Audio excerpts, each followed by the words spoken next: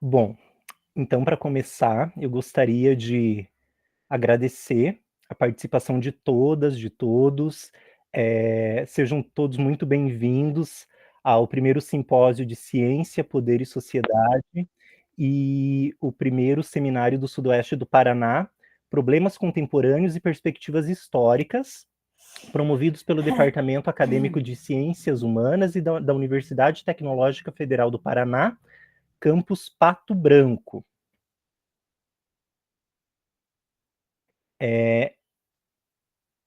O nosso tema de discussão aqui é o território, a territorialidade e as resistências.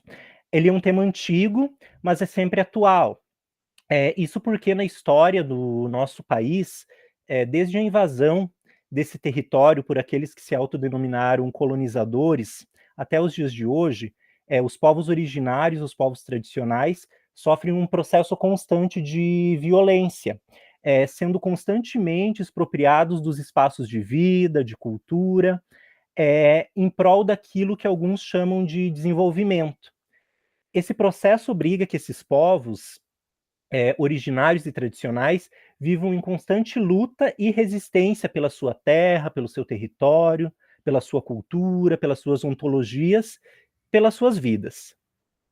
Eu já quero destacar aqui que esse debate não é simplesmente por terra, é também por terra, porque não pode separar a terra dos modos de viver dos povos, mas é, sobretudo, uma reflexão sobre possibilidades de existência, de relacionamentos, de manifestações da cultura e da identidade. O território que a gente discute aqui, ele não se dissocia da amplitude dos aspectos e elementos que constituem os povos. Nas palavras do professor Carlos Walter Porto Gonçalves, o território é constituído pelo povo que o habita, e esse povo é o próprio território. Dito isso, não quero roubar de vocês o tempo de ouvir o que é de fato importante aqui, que são as falas das nossas participantes, da dona Maria Arlete Ferreira da Silva, da Maria Isabel Cabral da Silva e da Renata dos Santos Capreschi. Antes da fala de cada uma, eu vou fazer uma breve apresentação delas, falando um pouquinho sobre titulação, questões acadêmicas, só que, do meu ponto de vista, o maior título que elas têm, a maior graduação que elas possuem é o fato delas serem mulheres negras quilombolas. Cada uma vai ter um tempo de aproximadamente 20 minutos para falar, e no final das falas delas, a gente abre um espaço para dúvidas e reflexões para vocês que estão assistindo queiram compartilhar, tá? E em algum momento, ao final das falas, eu vou publicar no chat o link com a lista de presença, tá ok? Então, a primeira que vai falar vai ser a dona Maria Arlete Ferreira da Silva. A dona Arlete é matriarca, guardiã de memórias e voz da resistência. A dona Arlete é o coração pulsante da comunidade quilombola Adelaide Maria Trindade Batista, em Palmas, no Paraná. Mulher de sabedoria profunda, construiu uma jornada entre os livros e a terra, colhendo ensinamentos tanto na academia quanto na vida. Formou-se em filosofia pela Faculdade de Filosofia, Ciências e Letras de Palmas, onde também concluiu a sua especialização em filosofia. Foi diretora por muitos anos na Escola Municipal São Sebastião do Rossio e atualmente é professora aposentada do ensino fundamental da Prefeitura de Palmas. Mas essa aposentadoria é apenas da sala de aula, pois a sua liderança e dedicação à luta quilombola permanecem vibrantes e incansáveis. A dona Maria Arlete é um farol que guia a comunidade, participando com paixão como delegada do Conselho Municipal de Saúde, do Conselho de Segurança Alimentar e como representante quilombola no Conselho Estadual de Segurança Alimentar e Nutricional do Paraná. O seu conhecimento transmite os limites da academia, unindo a erudição acadêmica aos saberes ancestrais. Com isso, ela encanta e inspira pessoas em palestras sobre a vida quilombola, o papel das mulheres negras e as tradições que sustentam a sua identidade. Sua palavra não apenas ecoa, mas se materializa na obra Da África ao Rocio São Sebastião, Quilombo de Palmas, um livro que eterniza suas memórias como mulher negra quilombola. Suas narrativas desenham um retrato de luta, força e resistência, desafiando os estereótipos que tentam aprisionar a história e a vida das mulheres como ela. O impacto dessa obra levou a conquistar um lugar na Academia Palmense de Letras, um reconhecimento que celebra não apenas a sua escrita, mas a sua trajetória.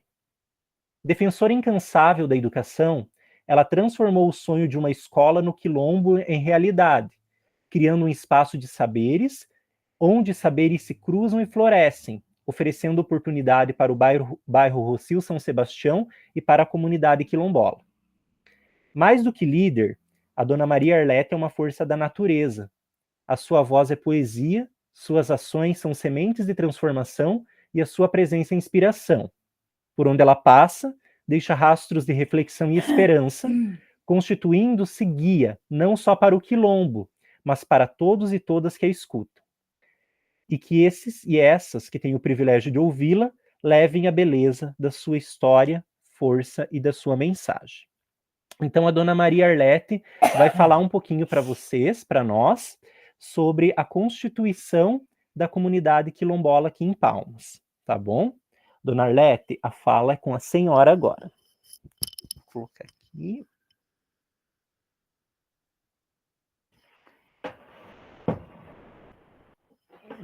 Bom dia a todas.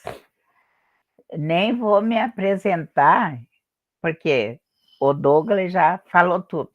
Fiquei emocionada com a biografia que ele deu. Obrigado, Douglas. Por nada. Fico muito agradecida de estar aqui com ele, participando com vocês, de olhando cada uma de vocês e matando a saudade de vocês, né?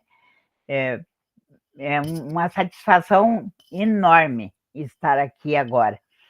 Daí, como o Douglas falou, que eu vou falar um pouco sobre a nossa comunidade, né? O nosso território, como que iniciou, como que era. Numa sociedade, existem muitas transformações, e sempre a sociedade ela é cheia de mudanças. E o nosso território atropelou essas mudanças, né? Então, como antes, ele começou em 1836, com as primeiras expedições que aqui chegaram em Palmas. Cada uma expedição trouxe os negros, os escravizados, né, para trabalhar, para construir as fazendas, construir as divisas, limpar os campos, fazendo as taipas daí, né, construindo as taipas. Então, Palmas, ela iniciou com a mão da pessoa negra, né, das nossas raízes, que aqui chegaram. Nas primeiras expedições, aonde veio o meu avô, como eu conto sempre, que ele veio lá da Guerra dos Farrapos, né, que já tinha terminado a Guerra dos Farrapos, ele veio meio fugido, ele e o Tobias Ferreira, que é o escravizado da Fazenda Pitanga, como todo mundo sabe, o Tobias Ferreira. E assim eles deram início à nossa comunidade, ao nosso território aqui. Como os fazendeiros tomaram posse das terras, dos campos, os negros tomaram posse desse território nosso aqui, que denomina-se Rocio. Né? Rocio, eu perguntava para minha avó, o que quer dizer Rocio? Ela dizia, é um pequeno povoado, um roçado, né? Foi aonde eles acharam um lugarzinho para viverem bem, assim, né? Trabalhar para os fazendeiros, mas eles tinham o seu lugar aonde eles, né, podiam plantar, cultuar a sua cultura, as suas rezas, né, suas danças, onde eles se reuniam. Então, eles trabalhavam, os homens nas fazendas, como tropeiro, todo o serviço que pesado, como escravos quase, escravizados. E as mulheres lavavam roupa daí para a cidade, que iniciou a cidade, daí as mulheres lavavam roupa para fora. E assim foi formando a nossa comunidade, daí foi vindo mais pessoas, mais negros que fugiam, outros, né, eram libertos, vinham para cá, para a comunidade, e foi crescendo. E daí foram aonde casavam, né, se casavam entre eles, e dividiam entre as famílias, como daí ali na fazenda, para o lado do Tobias Ferreira, a família do Tobias Ferreira lá casou com a família Batista, com a família da Castorina, que é a família Fortunato, né, que dizem. E assim foi dando a origem, foi aumentando as famílias negras. Em Palmas, né, e foram construindo Palmas e trabalhando. E com o tempo, a nossa comunidade foi urbanizando. Daí foi a cidade chegando até nós, porque as terras não tinham escritura, e eles diziam, cada prefeito dizia que era do município. E daí ali colocavam, foram trazendo, cada prefeito trazia as pessoas que estavam nas beiras do asfalto, na entrada da cidade, traziam para a nossa comunidade. E foi a cidade chegando até nós, chegando até nós. E nós que cuidava e cuidamos até hoje, nós que trabalhamos, aceitamos, né, incluímos na nossa comunidade esse pessoal, tudo que chegam aqui. Até hoje está chegando pessoas que não são quilombolas. Então, nós sempre, né, recebendo, atendendo pessoas que moravam em barracos, colocavam ali, davam uma lona para as pessoas no meio onde nós soltávamos nossas criações. A gente ficou até sem um lugar para soltar as criações nossas, porque daí a prefeitura ia trazendo as pessoas e soltando nos matos lá com a lona, e nós que atendia, né? Nós que matriculava para ir para a escola, daí achamos que tinha necessidade das políticas públicas. Formamos uma associação de moradores entre nós para ir em busca daí.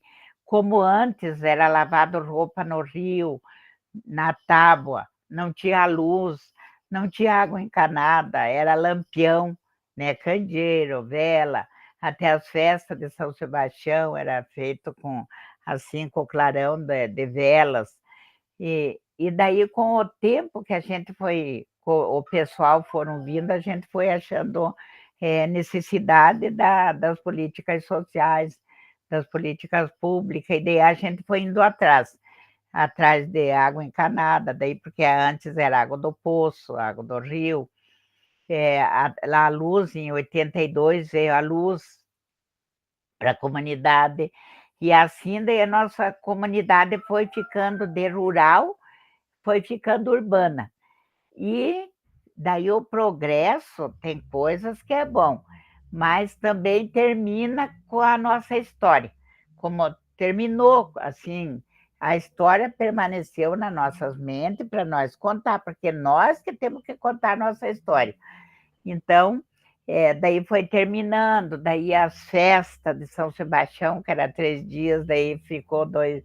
Hoje é só um dia, por causa que vocês sabem que não dá para vender bebida alcoólica, não dá para fazer baile mais, porque o povo não tem mais aquela união, não tem aquele amor que quando era só os negros, só nós da comunidade, era 3 dias de festa, todo mundo unido, né? Se um ficava doente, o outro já corria lá atender na casa, né? Era assim. E hoje não, tudo mudou. Então, hoje veja, nós temos asfalto, nós temos luz, temos água, mas não temos o pessoal solidário como era antes. Se um ficava doente, o outro já ia cuidar, né, do vizinho na casa, lavar roupa, ajudar a cuidar do doente. Hoje não. Hoje tudo é individualidade, cada um por si, Deus por todos, como diz, né? Então, tudo, vocês vejam, tem que, como eu estava dizendo, né? Antes nós sofria lavando roupa na tábua, né? Com jada, com neve, de ficar com o joelho duro, vermelho. Daí eu comecei a dar aula, comecei a dar aula para o Mobral, era lampião, né? Vela, festa, vela. Hoje a gente tem, né, essa tecnologia agora, mas daí a cultura nós temos que estar contando. Nós que temos que estar contando que nem na escola, a gente tem que contar para os mais novos como que era, para não ficar esquecido. Porque tem como a criança, uns até os nossos, nós temos que contar para nossos filhos, para os nossos netos, como que era, senão a nossa história fica esquecida, né? Porque a nossa história já do negro sempre foi, como eu digo, invisível, né? Agora que parece que deram um susto, daí agora aumentou mais racismo, preconceito, é, tem que estar fazendo lei para nós negros ter os direitos, né, nossos direitos, que é muito triste isso, podia todo mundo ter os direitos iguais, mas não, o negro não. Quando dizem assim, nós todos somos iguais perante Deus, sim, mas perante a sociedade, não. Então, então vocês vejam, então a sociedade foi um desarrollo, como diz no espanhol, um desarrollo social, né? Ela vai modificando, tudo vai modificando mesmo. A nossa vida modifica, né? Tudo nessa vida é modificado. Nada permanece como é. Então fica a história. Daí nós temos que escrever essa história. Nós temos que contar essa nossa história para não ser esquecida. E que nem o objetivo do Colégio Quilombola é isso, como a Renata, a Isabel sabe, é o resgate dessas culturas que ficaram esquecidas, mas não nas nossas memórias. Né? Materialmente, a gente, né, fica contando, lembrando, contando como era, as comidas e remédios. E então a gente tem que contar para as crianças, para nós não se tornar esquecidos. Já o povo, a sociedade, já fazem de conta, já querendo esquecer, esquecem do negro. Mas nós devemos dar o nosso grito e sempre avante, sempre lutando, porque se nós não lutar, daí não, nada vem se nós não for com luta, para nós, para a pessoa negra, para nós mulheres, né, que na nossa comunidade aqui, quilombola, sempre liderou mulheres, sempre foi, desde o início, Adelaide, uma grande líder, que ela ia atrás, ia em busca, fazia as festas São Sebastião, ela que trouxe o santo São Sebastião, né, que daí mais tarde do, o bairro levou o nome São Sebastião por causa do santo escravizada, da Adelaide.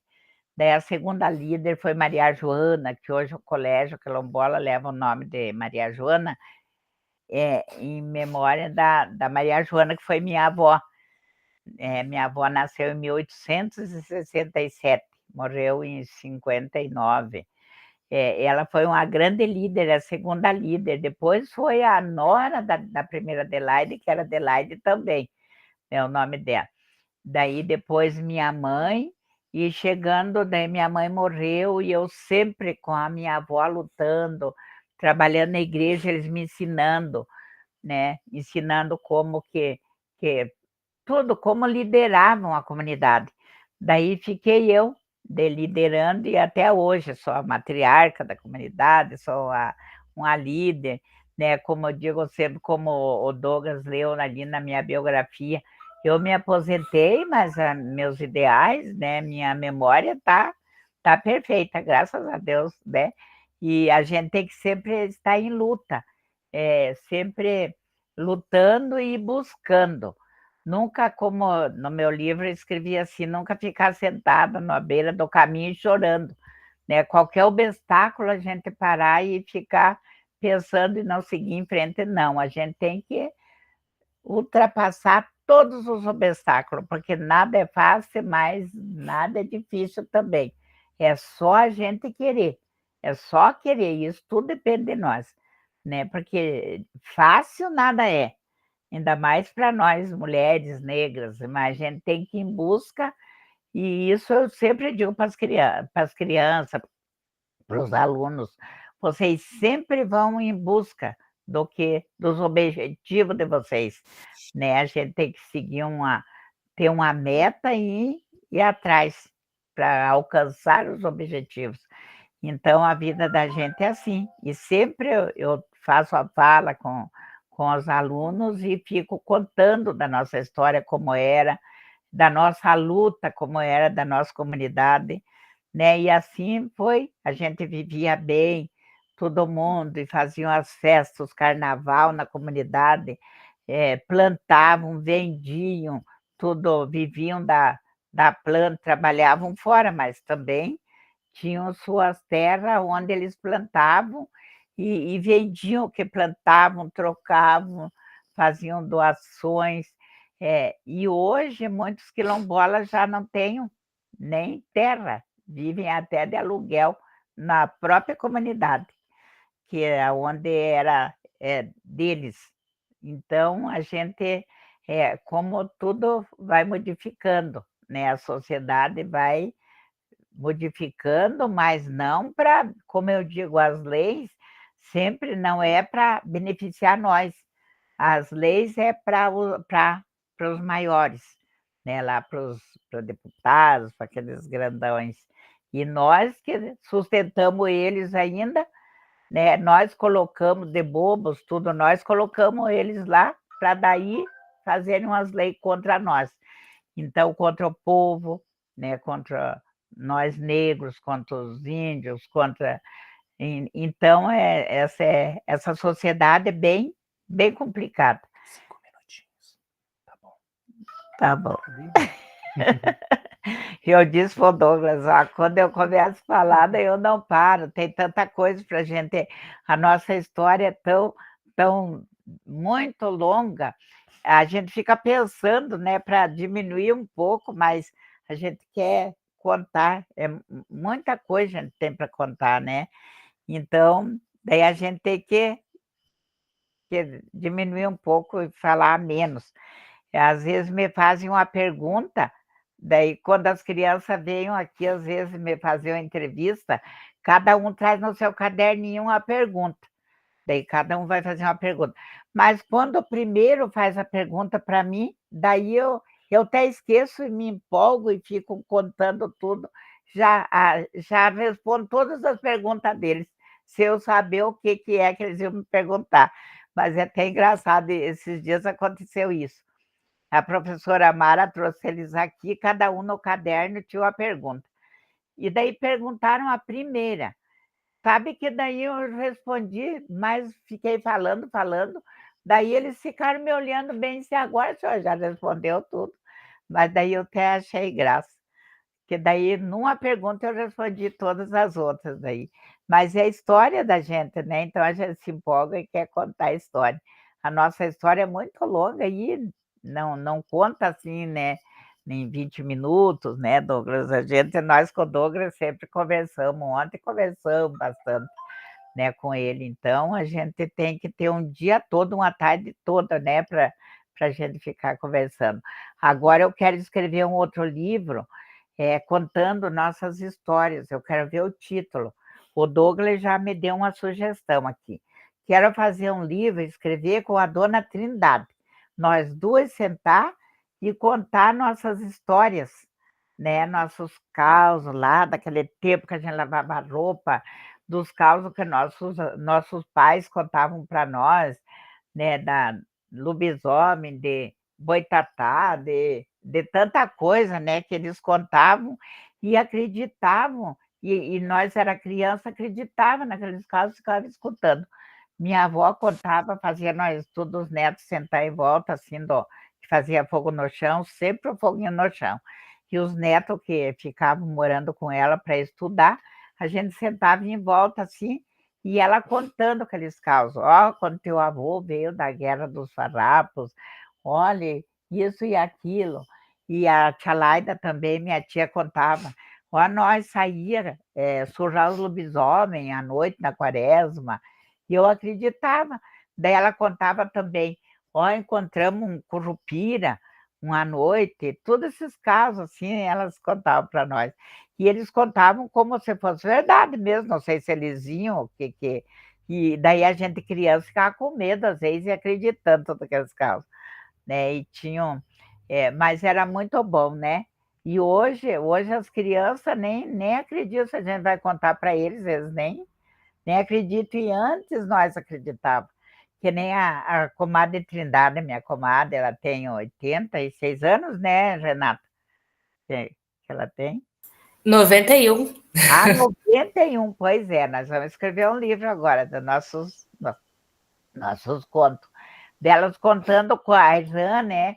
Quando a gente morava perto dos banhados, e à noite a irmãzinha grita a noite inteira, a rã, vocês conhecem a rã dos banhados. E daí, no outro dia, elas diziam que iam cavocar no banhado, pensando que era disso, que a mãe dizia que era cegonha, e eles iam cavocar com enxada para procurar a cegonha, e era a irmãzinha. Então, você veja a inocência que era das crianças antigamente, e hoje as crianças estão mais espertas que nós, né? Então, nós queremos escrever um livro contando agora essas histórias.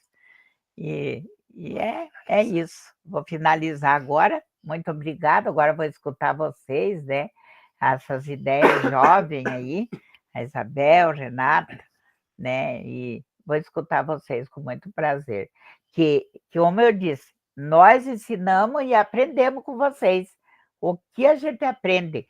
Nunca a gente sabe tudo. Ontem eu estava falando com o Douglas. Nós não sabemos tudo. Se eu disser, eu sei tudo, não sei nada. Nada, nada. Então, eu tive uma faculdade, a segunda faculdade foi a vida, conhecer os diversos, conhecer a diversidade, né, de tantas viagens que a gente fez, tantas palestras que cursos que a gente fez. Então, esse a vida é um segundo conhecimento para a gente. Então, o melhor conhecimento é a vida, é a melhor faculdade, porque daí a gente é uma diversidade de conhecimentos, né? Se eu fui estudar filosofia, foi filosofia, mas da vida eu conheci a diversidade, né? Os diversos. Então é isso. Então eu aprendo com vocês, jovens, aprendo com a Bel, que estão buscando novos conhecimentos, a Renata, tudo. Então foi um prazer. Vou escutar vocês agora, senão vou falar mais ainda. Obrigado, dona Arlete. Foi um prazer Obrigada a você. ouvi-la. Obrigada a você, Douglas. Mentira. Obrigadão.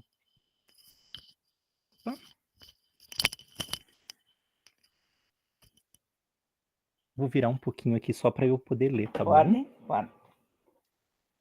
Então, dando sequência, as falas são por ordem de idade, tá? Então, agora a próxima é a Bel e, por último, a Renata. Eu vou fazer a apresentação da Bel, a Maria Isabel Cabral da Silva, a Prof. Bel, ou a Bel, como ela gosta de ser chamada, é uma educadora que carrega no nome e na alma a força das suas raízes. Graduada em Pedagogia pelo Centro Universitário Católico do Sudoeste do Paraná, construiu sua trajetória acadêmica com amor à educação e compromisso com as lutas que moldam a sua história. Especialista em Educação Especial e Psicopedagogia e mestra em Educação pela Universidade Estadual do Oeste do Paraná, Bel é mais do que uma professora, é uma semeadora de saberes e afetos. Sua sede de conhecimento, sua paixão pela educação e as necessidades impostas pela vida, que sempre são mais duras para as mulheres, ainda mais se forem negras e quilombolas, a levaram a percorrer caminhos de aprendizagem contínua, explorando temas que iluminam as relações étnico-raciais e o papel transformador da educação em comunidades quilombolas. Ao longo da sua rica trajetória, Bel atuou como professora, pedagoga na Escola Estadual Quilombola Maria Joana Ferreira de Palmas. Também integrou o Colegiado de Pedagogia do Instituto Federal do Paraná, Campus Palmas, e da Faculdade de Educação e Meio Ambiente de Clevelândia. Com uma experiência profundamente enraizada na educação escolar quilombola, sua atuação inspira e fortalece os laços entre território, identidade e saberes ancestrais. Bel é membro do Núcleo de Estudos Afro-Brasileiros e Indígenas do IFPR Campus Palmas, do Coletivo Nacional de Educação Escolar Quilombola, é co-criadora do Movimento de Mulheres Quilombolas do Paraná e faz parte da Comissão Nacional de Educação Escolar Quilombola do Ministério da Educação. Tudo isso reafirmando a resistência e os direitos do povo quilombola. Atualmente, a Bel trilha um novo capítulo em sua jornada como doutoranda em Ciências Ambientais pelo Programa de Pós-Graduação em Meio Ambiente e Desenvolvimento da Universidade Federal do Paraná.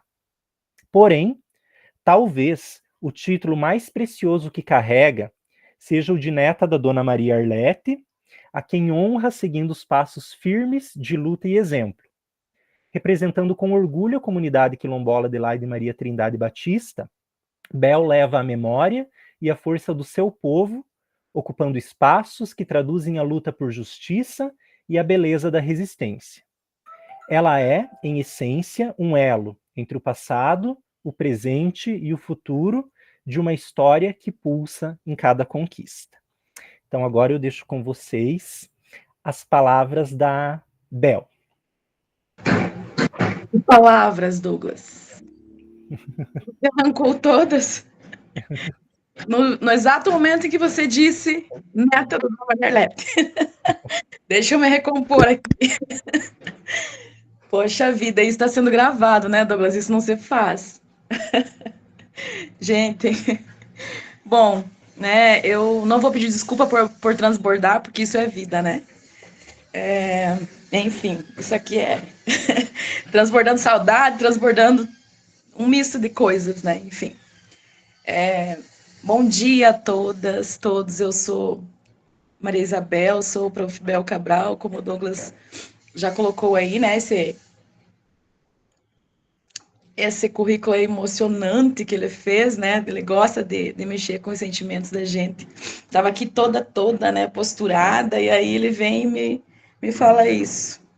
Tá vendo, vó, o efeito que causa isso? Então, antes de mais nada, né, antes de tudo, eu quero pedir a bênção para minha avó.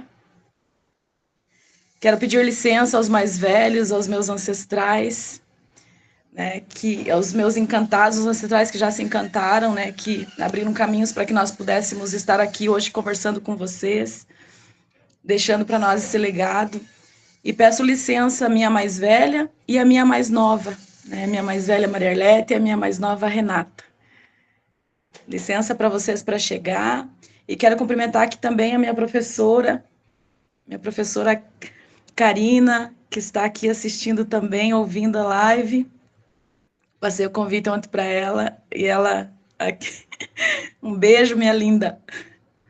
Essa mulher aí que ajuda aí nesse aquilombamento todo, né? Enquanto professora, não só como professora, mas ela é uma parceira na luta e me impulsiona todos os dias também aqui para aguentar a saudade de casa, da avó, de todo mundo, da Rê. E agora, Douglas, eu tô com uma raiva de você, porque você me desestabilizou toda, né? O povo tá aqui pensando, essa mulher é maluca. Enfim.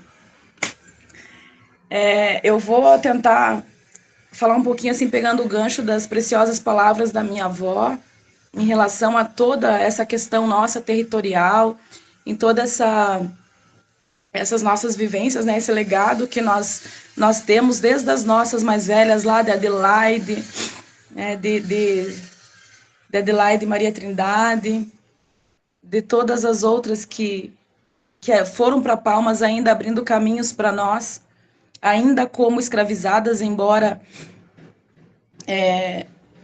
em 88, né, tiveram aí essa falsa liberdade, mas ainda continuaram trabalhando, prestando serviços nas fazendas de Palmas, né? E a Rê também vai falar um pouquinho sobre isso depois. As nossas pesquisas, elas se conversam, porque nós duas falamos sobre a nossa comunidade. Isso é muito lindo, isso é muito rico, né? Nós falando de nós, por nós, sobre nós. E fugindo do modelo das pesquisas onde nós somos objetos, né? Onde nós somos os investigados, os explorados dessa academia científica toda, né? E muitas vezes todas essas sabedorias ficam negligenciadas e invisibilizadas, como minha avó comentou antes. Então, pegando o gancho dela sobre a questão territorial, primeiramente, e o que o Douglas também citou sobre o território, né, em si, eu gostaria de falar para vocês um pouquinho por que nós usamos, né, o termo território, que para nós é um espaço geográfico, é um pedaço de terra em si, delimitado, né, demarcado geograficamente. Esse é a questão do território, mas as nossas vivências, elas não estão fixas somente nessa delimitação geográfica. As nossas vivências é o que nós chamamos de territorialidade, né, que para nós é o lugar sagrado, é onde nós conseguimos formar a nossa identidade, onde nós fazemos as nossas trocas de saberes, de fazeres intergeracionais. E por isso aqui, como eu falei, lugar sagrado, é por isso aqui que eu pedi licença e a bênção para minha mais velha e licença para minha mais nova também, para chegar e para falar.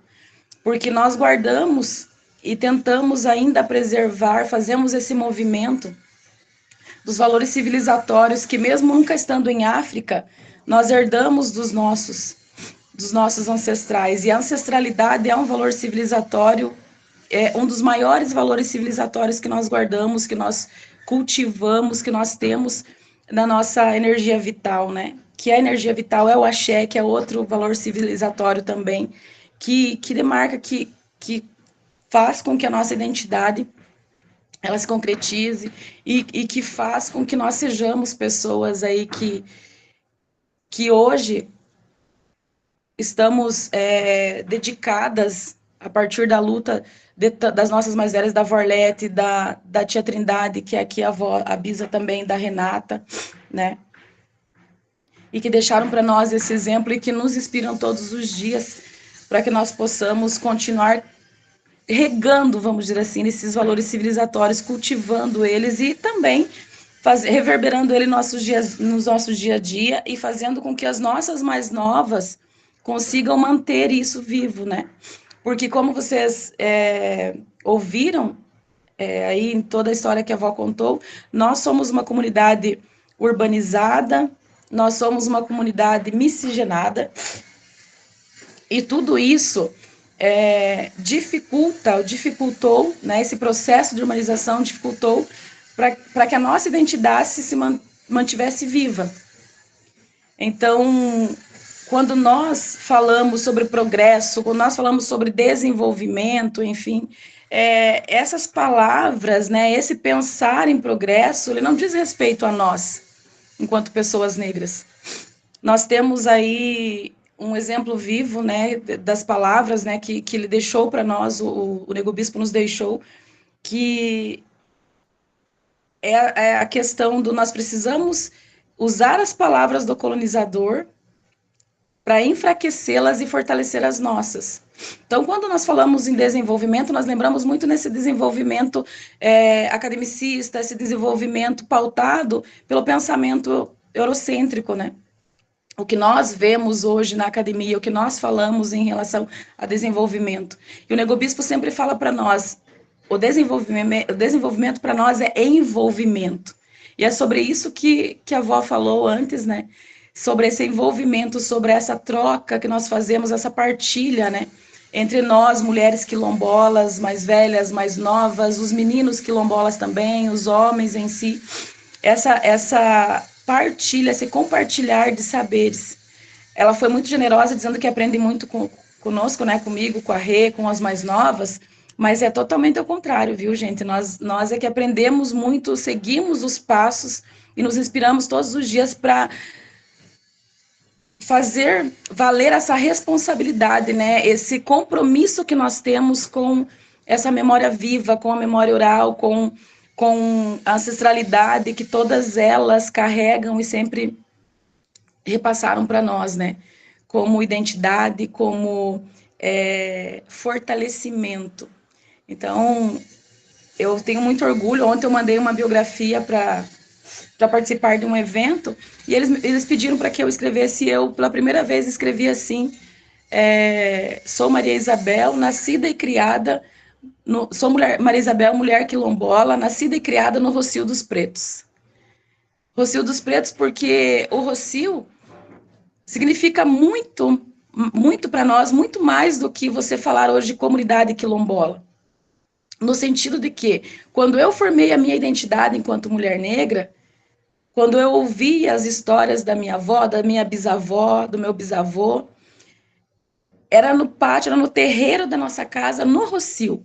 Ainda nós não tínhamos essa discussão do que é um quilombo, do que é ser quilombola, do que foi pautado, trazido para nós, colocado para nós socialmente, né? Então, eu coloquei que eu fui nascida e criada no Rocio dos Pretos porque é uma memória sem interferência nenhuma externa, sem essa interferência de urbanização, sem essa interferência governamental também, pautando nós enquanto comunidades quilombolas. É uma memória colocada pelos meus mais velhos, pela minha avó, pelo meu pai, pelos meus bisavós. Então, ontem isso me deu assim sabe quando você remete assim, se remete àqueles tempos que nós vivíamos ainda no modelo rural, sem toda essa interferência desse desenvolvimento, era só o nosso envolvimento enquanto comunidade. E foi isso que a avó trouxe, que antes as pessoas tinham mais amorosidade. Por quê? Porque era o Rocio dos Pretos, era o Rocio das pessoas quilombolas, ainda sem esse entendimento, mas sem essa urbanização forçada por um determinado prefeito que resolveu ser higienista, né? Tirar o que estava deixando feio o cartão postal da cidade e colocou no nosso Rocio, no nosso quilombo hoje. E aí a comunidade se urbanizou, a comunidade miscigenou, houve casamentos, né, interraciais, enfim. E a nossa cultura foi se enfraquecendo. O que vocês sabem que é totalmente algo que ocorre, né, nas comunidades, não só em comunidade quilombola, mas em todas as comunidades que têm essa interferência de outras culturas, né, essa interculturalidade, essa miscigenação, acaba que se a história e todas as narrativas do povo negro por si, já por conta desse período de escravização que nós tivemos, né, esse período nefasto que nós tivemos de escravização, ela já foi invisibilizada, né, porque ela não é visível, mas ela foi invisibilizada pelo pensamento, pelo pensamento eurocêntrico, pela ideologia da branquitude. Você imagina, então, uma comunidade quilombola que está lá vivendo sua vida, seu dia a dia, vivendo seus valores civilizatórios, tendo todo esse envolvimento e simplesmente, de repente, tem que lidar com toda uma urbanização gigantesca, onde pessoas foram despejadas literalmente na nossa comunidade com uma lona preta. Foi essa assistência que a prefeitura deu para várias famílias não quilombolas, pessoas brancas não quilombolas e que foram morar na nossa comunidade. E é lógico que as minhas mais velhas, a minha avó, a minha mãe, né, todas essas mulheres aí que já faziam um corre todo pela comunidade em si, pelas famílias que já habitavam lá, não iriam deixar essas famílias também desprovidas, né, de atendimento, de acolhimento, principalmente. Porque se tem uma coisa que nós somos, como diz o Nego Bispo, né, nós não somos humanos, ele não gosta ele não gostava que classificasse como humanos, ele dizia nós somos os diversais. Porque esse modelo de ser humano que a sociedade tem hoje, o ser humano que nega uma comida, o ser humano que nega uma visita a um doente, o ser humano que nega um remédio, o ser humano que é capaz de muitas atrocidades, o ser humano que nega a existência de uma comunidade quilombola, que em Palmas nós temos muitos seres humanos, né, que são contra a comunidade quilombola. Então, esse tipo de ser humano eu não quero ser, enquanto quilombola. Eu sou quilombola e pronto, acabou, é isso que o Nego Bispo fala. Ou me chame de diversais. Nós somos os diversais. Não fazemos parte dessa humanidade toda que prega aí os bons costumes, os valores, isso e aquilo, mas está sempre racializando, maltratando, coisificando e se colocando como... E isso também, né, aqui em relação ao meio ambiente, né? Isso também, ele fala muito isso em relação à natureza, ao meio ambiente. Então, essa questão da territorialidade é o que mais foi prejudicada para nós com essa urbanização. Porque a partir da urbanização, o território foi ocupado por outras pessoas e prejudicou a territorialidade que eram as nossas vivências, né? Que eram a nossa partilha em si, os nossos costumes, os nossos fazeres, os nossos saberes, o ir buscar a água no olho d'água, ir buscar a água no poço, ir catar a lenha no mato, que hoje nós não podemos nem pegar uma erva medicinal, porque virou um parque ambiental onde as nossas benzedeiras, as nossas mais velhas buscavam, né, essas ervas, até mesmo os gravetos para fazer a lenha. Então, essas fazendas todas também que tem lá na nossa comunidade, né, elas são todas cercadas, elas são todas propriedade privada, né? Enfim, essa maldita propriedade privada que priva muita gente de ter acesso a uma casa, ter acesso a um lar, né? Nesse sentido que nós precisamos delimitar o que é o território, o que é a territorialidade, por que nós nos sentimos prejudicados e quando nós falamos, nós precisamos ainda dessa resistência, infelizmente, para poder existir naquele lugar, porque os valores civilizatórios, eles foram impedidos, né, de acontecer. Nós fazemos com que eles aconteçam lá, no nosso gueto, no nosso aquilombamento diário. Que o meu choro também foi por isso, viu, gente? Eu tô numa cidade grande, eu tô longe do meu quilombo, eu tô longe do meu axé, do meu aquilombamento. Então, o choro também veio por isso. E eu dou gostar lá na casa da minha avó. Olha, tô vendo. Fiquei com ciúme. Enfim. E toda essa questão, né, da miscigenação também fez com que as nossas crianças eles demorem um pouco mais para se reconhecer enquanto quilombolas, entender o que é quilombola, porque se nós já sabíamos, né, que éramos negros, pessoas que viemos de uma linhagem de pessoas que foram escravizadas, que é isso, né, que infelizmente que a história conta, não conta, né, que nós somos descendentes de rainhas, de reis, de pessoas importantes, né, como Rainha Nizinga, como Aqualtune, como Dandara, né? Não é nos passado isso, né? Que vocês descendem de um povo maravilhoso, né? Reis, rainhas, um povo que detém todo o conhecimento da humanidade, conhecimento que foi roubado, né, pelo restante do mundo. Porém, já é difícil se entender como negro. E nós tínhamos toda esse entendimento, porque desde criança nós sabemos que os nossos vieram com os bandeirantes como escravizados. Desde criança nós sabemos dessa história a partir da memória oral dos nossos mais velhos. Aí, em 2003, mais ou menos 2003, né, avó, me corrija se eu estiver errada, nós começamos a trabalhar com esse conceito de quilombola. Então, muitos dos nossos ainda não estavam, ainda não tinham formado, porque o que é ser negro, né, ainda não tinham se tornado negro na essência, mas já tiveram que trabalhar com mais o conceito quilombola. O que é ser quilombola, então, hoje? Aí, junto com isso, veio, nós não somos mais Rocio, não somos mais Rocio dos Pretos, nós somos bairro São Sebastião, porque a prefeitura precisou, né? Foi lá e montou os bairros na nossa comunidade. Então, agora não somos mais Rocio dos Pretos, nós somos bairro São Sebastião. Aí, depois, em 2005, não somos mais bairro São Sebastião, nós somos comunidade quilombola.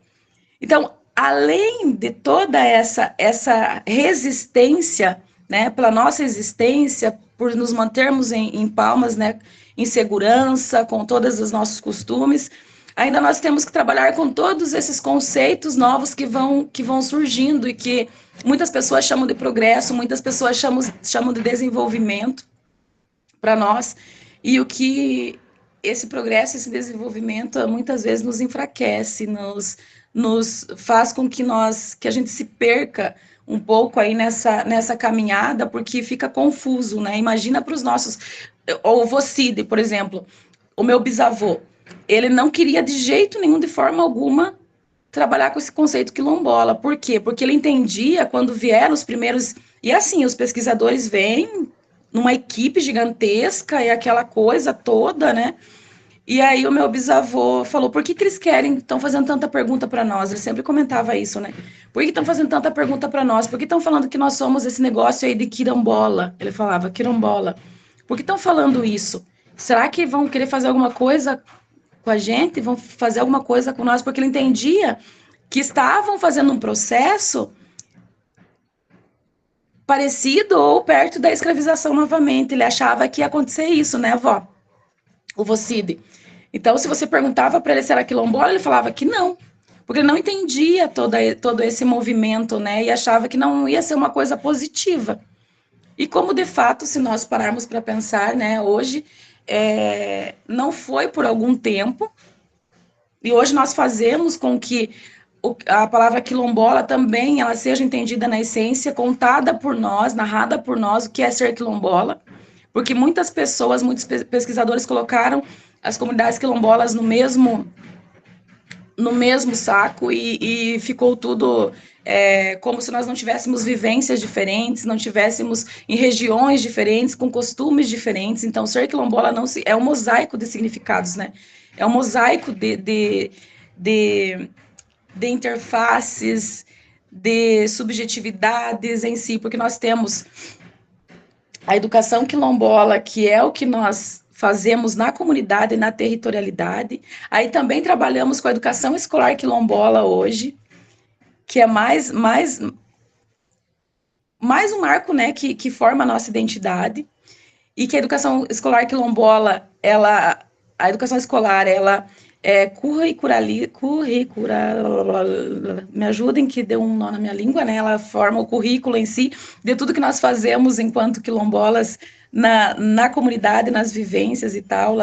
Ela transforma isso, né, na pedagogia quilombola e na curricularização escolar. Então, ser quilombola todos os dias é você lidar com coisas novas, com imposições muitas vezes, porque principalmente na nossa comunidade, nós somos uma comunidade urbana agora, né? Infelizmente, nós somos uma comunidade que foi urbanizada. E aí as pessoas chegam na comunidade e eles querem encontrar uma comunidade primitiva que nem nas comunidades rurais eles não vão encontrar, né?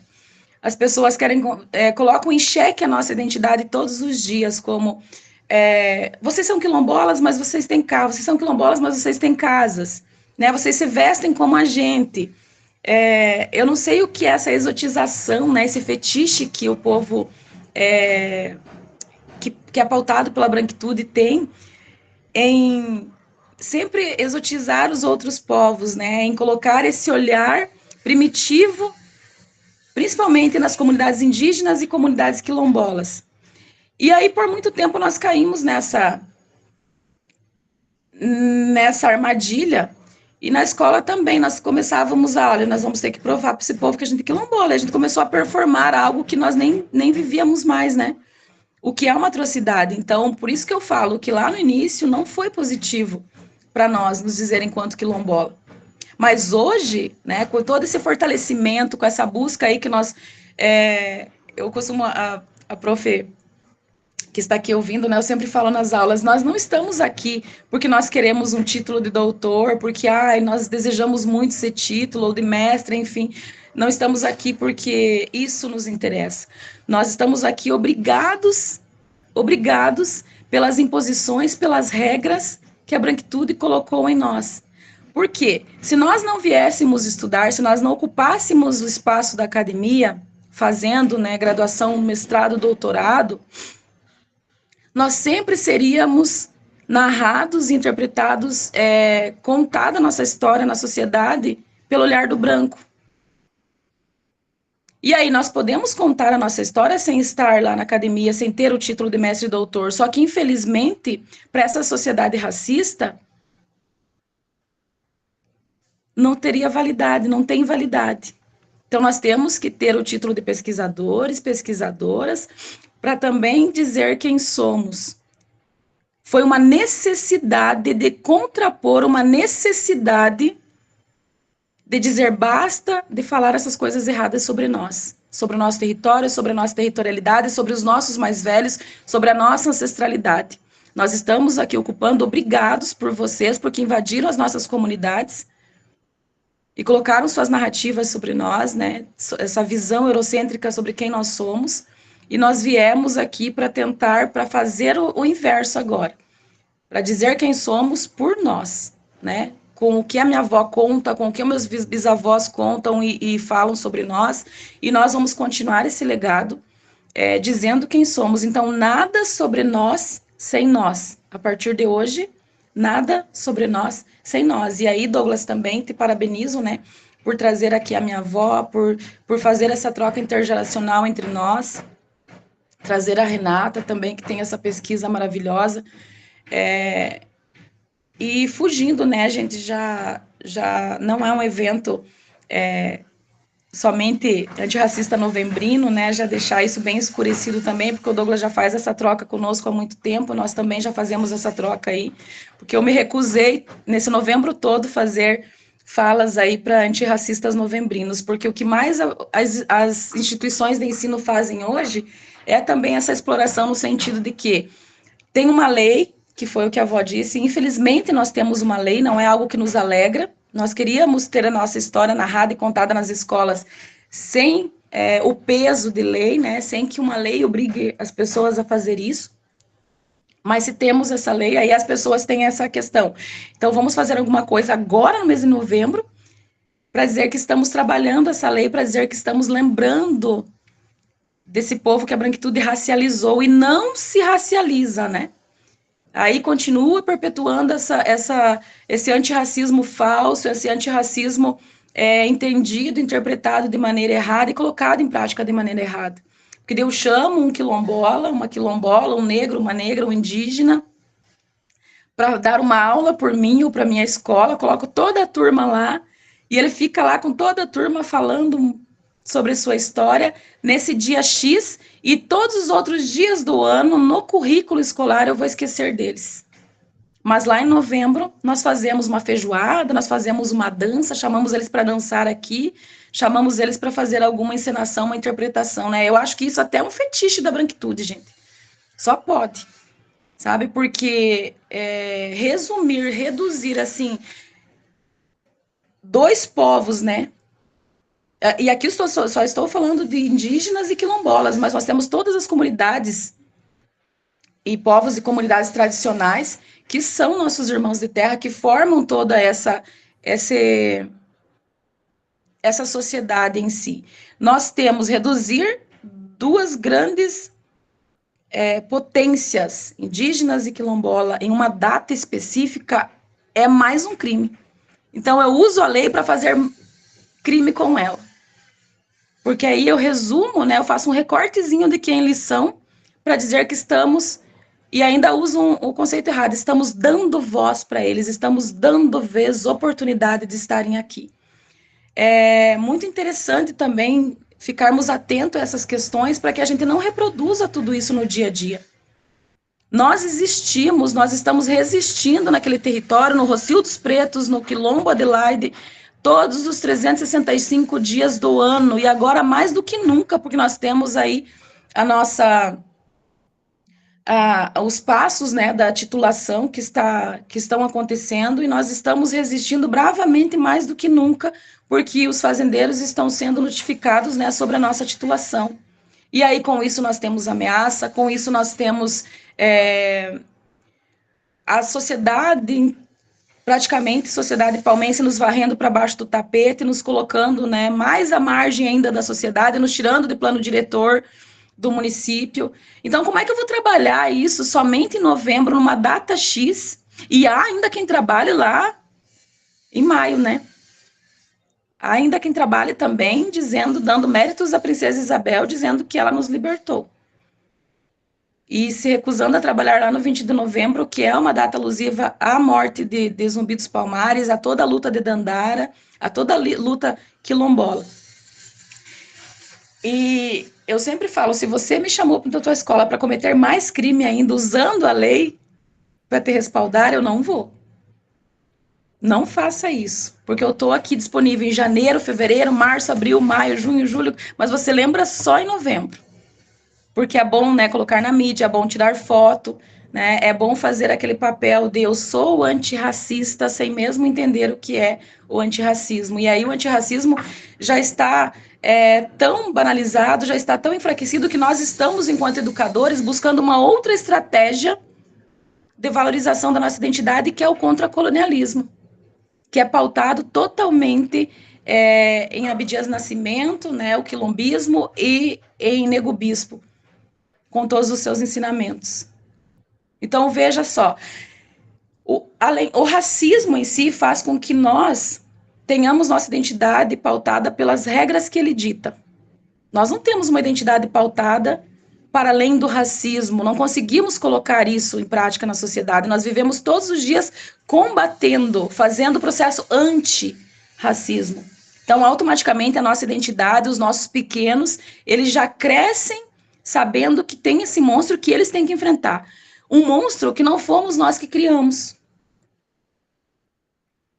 Mas ele está aí colocado, está posto para que nós tenhamos que combatê-lo todos os dias. E a ideia de ter uma outra estratégia é fazer com que os nossos pequenos se vejam para além do racismo, que não tenham identidade pautada pelo racismo. E sim a identidade pautada pela nossa ancestralidade, a identidade pautada pela oralidade, pela memória, pelos nossos mais velhos. Então, essa é a outra estratégia que nós precisamos. Por quê? Porque, infelizmente, a branquitude se apropriou tanto do antirracismo e deturpou o antirracismo, que o antirracismo é entendido como vocês têm obrigação de nos ensinar e nos educar para não sermos racistas. E não é essa a ideia. Eu não tenho obrigação nenhuma, minha avó não tem obrigação nenhuma, a Renata não tem obrigação nenhuma, as mulheres negras não têm obrigação de educar menino grande, né?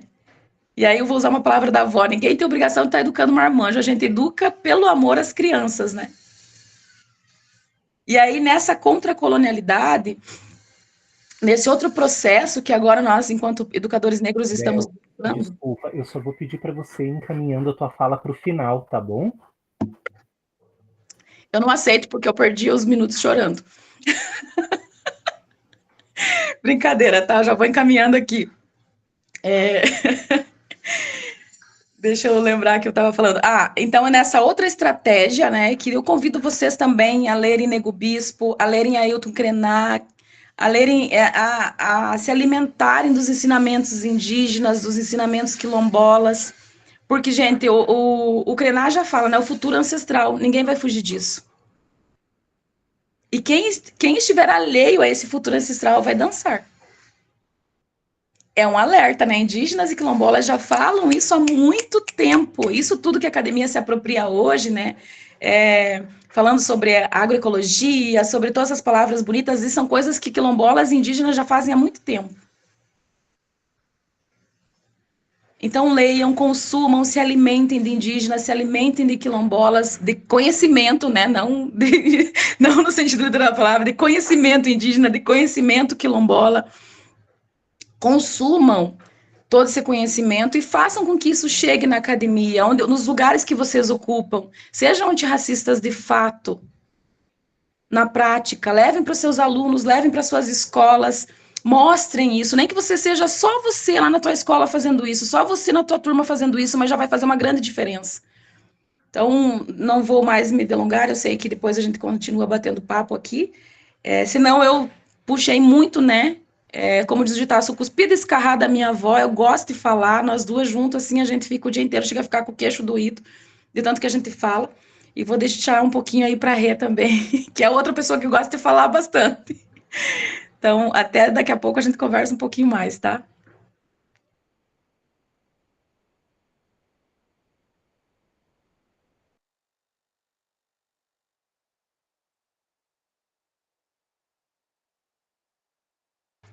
Tá fechado o teu áudio. Eu tava aqui trocando uma figurinha com a dona Arlete, era particular. Agora eu vou apresentar a Renata antes da fala dela, tá bom? A Renata dos Santos Kaspreski é uma mulher quilombola que carrega no seu coração a potência do território ao qual pertence, a comunidade quilombola Castorina Maria da Conceição de Palmas, Paraná. Seus passos também são guiados por uma jornada que entrelaça saberes e lutas, forjados no poder de suas origens e no pulsar da sua ancestralidade. Licenciada em Letras, Português e Inglês pela Universidade Tecnológica Federal do Paraná, no campus Pato Branco, e bacharel em Direito pelo Instituto Federal do Paraná, no campus Palmas, Renata harmoniza a força das palavras com a justiça das leis. É especialista em História, Cultura e Literatura Afro-Brasileira pelo Centro de Ensino Superior de Maringá e mestre em Letras pela UTF-PR do campus Pato Branco. No mestrado, teceu um olhar para os discursos que permeiam os direitos das comunidades quilombolas locais. Em sua pesquisa, mergulhou nas vozes e nos silêncios que ecoam preconceitos, estigmas e tramas invisíveis das relações de poder que envolvem pessoas não quilombolas e comunidades quilombolas. Com uma trajetória marcada por dedicação e coragem, já esteve no Tribunal de Justiça do Paraná como estagiário de gabinete e hoje atua como advogada e como professora na Rede Estadual de Educação do Paraná. Renata é mais do que títulos, ela é também memória viva, fazendo-se guardiã de histórias que brotam dos seus antepassados, da sua terra quilombola e que florescem na sua caminhada. Então, Renata, agora a palavra é sua. Quando faltar uns 5 minutinhos eu aviso, tá bom? Que palavras, né? Como diz a Bel. A gente fica... Ai, meu Deus. Bem, bom dia a todos, né? Peço licença também às minhas mais velhas aqui presentes, a todos que vieram antes de mim. Estou bem emocionada agora, porque, conforme a dona Arlete e a Bel vinham falando, eu fui embargando aqui na garganta, né? E aí, bem como neta da minha avó, a dona Nilceia, a dona Nice, sou bem chorona, acho que isso aí deve fazer parte da nossa cultura também, porque a gente se emociona, né? E eu acho que a gente tem que se emocionar mesmo, como diz a Bel, isso é vida. Então, aqui estou chorando já logo de início. Bem, nossa, falar depois da Bel e da dona Arlete é um pouco difícil, assim, é claro que minha fala vai partir para uma perspectiva que vai convergir muito com o que elas falaram, porque eu acho que a minha pesquisa demonstra tudo isso que elas mostraram que nós resistimos, né? Mas antes eu gostaria só de fazer um comentário que a dona Arlete mostrou como essa liderança feminina ela é latente e ela é presente na nossa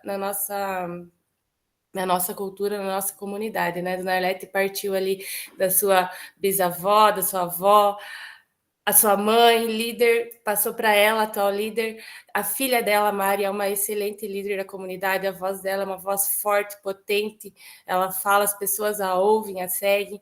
E a sua neta é uma excelente líder, né? Temos aqui uma fala maravilhosa e acho que a Bel, ela tem em si toda essa potência ancestral de liderança que vem de família, que vem de berço, né? Então, eu acho que é uma honra muito grande a gente estar aqui testemunhando essa linhagem forte de mulheres maravilhosas que fizeram muito pela nossa comunidade, que fazem muito pela nossa comunidade. A Bel segue aí os passos de liderança da sua família, da sua avó, da sua bisa, e está aí, nos representa e me representa em todas as suas falas. Então, eu acho que é uma honra muito grande para a gente, para mim, principalmente, né, estar aqui e falar depois dessas mulheres maravilhosas. Então, deixa eu fazer. Eu fiz vocês foram falando, fui anotando aqui. Mas algumas coisas eu vou mostrar para vocês um pouco da minha pesquisa, né? Que eu, então, como o Douglas falou, eu acabei fazendo uma entrevista com pessoas da comunidade palmense para investigar justamente qual era esse olhar que o outro tinha sobre nós, né? E aí, um pouquinho antes de eu apresentar os dados para vocês, eu percebi, assim, ao longo da fala da Bel, que a gente percebe, vai perceber em alguns dos excertos aqui, como que essa urbanização que foi mencionada, né, como que ela de fato prejudicou em muitos pontos assim a nossa comunidade, né, esse fortalecimento identitário, e como isso ainda está muito presente no imaginário do outro, né? É claro que isso vai ter muitas implicações, eu acho que até o título do seminário aqui, Problemas Contemporâneos e Perspectivas Históricas, né? Eu acho que os meus dados aqui, eles vão trazer justamente isso. Os problemas contemporâneos que nós enfrentamos diariamente, como a gente pode perceber pelas falas da Arlete e da Bel, e as perspectivas históricas que nos trouxeram até aqui, né? Toda essa história que nos trouxeram até aqui, mas que a gente vai ver que elas são apagadas em muitos momentos. E, deixa eu ver aqui o que mais, porque eu fui anotando tanta coisa. Só antes de eu entrar, teve uma coisa que a Bel falou que me pegou muito, assim, que é a questão do Rossio. Teve uma não, né? Várias. Mas que foi a questão do Rossio, né? Como esse espaço Rossio, acho que foi uma reflexão que você trouxe que eu pensei há um tempo atrás, por causa da minha bisavó, de uma fala que ela fez, a Dona Trindade, e aí você trazendo, eu comecei a pensar outras coisas aqui, né? Mas como o Rossio é algo importante para nós, né? Antes de comunidade quilombola, nós éramos Rossio e ainda somos, né? A minha bisa, ela tem 91 anos, eu sei que da Castorina e da Adelaide, que antes nem eram Castorina e Adelaide, eram só Rossio, ela é a mais velha, e ela é... O Rossio, para ela, acho que é a fonte vital, assim, da energia dela, é o Rossio. Então, a minha avó, ela mora na Castorina, ela é neta da Castorina e também da Adelaide. Hoje ela está na Castorina, mas a vida dela foi no Rossio. E eu vejo nas palavras dela como o local que ela quer. Eu acho que o que ela quer terminar a vida dela é no Rossio, né? Tempos atrás, ano passado, ela tinha voltado para lá e as pessoas diziam, nossa, mas a casa dela está lá, por que ela voltar? Porque eu vejo que o Rossio é o ponto vital dela, é o ponto de ligação, de início, e eu vejo que é o ponto que vai ser o ponto de fim dela também. Então, a gente tem essa memória do Rossio muito, muito pulsante, assim, né? Nas memórias e nesses saberes ancestrais, nesses marcos civilizatórios, assim como a Bel trouxe, eu acho que o Rossio é o nosso ponto de ligação. E o Rossio né, como o tema do seminário aqui, é a nossa territorialidade, né? Ele representa os sentimentos que estão ali envolvidos nessa territorialidade. O território, ele é mais do que só a terra. Ele é justamente esse espaço de vivências e de sentimentos e de perspectivas e que pulsa a nossa vida, assim. Eu vejo que na minha bisavó, o Rossio é o pulsar da vida dela, porque toda a vida dela está envolvida com o Rossio, com as famílias, né? Nós temos muito disso, de que todo mundo é parente, porque os grupos familiares, eles foram ali se casando, enfim, foram se reproduzindo. Então, nós temos, lá no fundo, nós temos os mesmos grupos familiares. E aí eu vejo isso, vejo que a nossa territorialidade, eu acho que, para mim, pelo menos, ela está, assim, envolvida nesse espaço que sempre chamamos de Rossio, né? Antes mesmo de ser São Sebastião, antes mesmo de ser comunidade quilombola.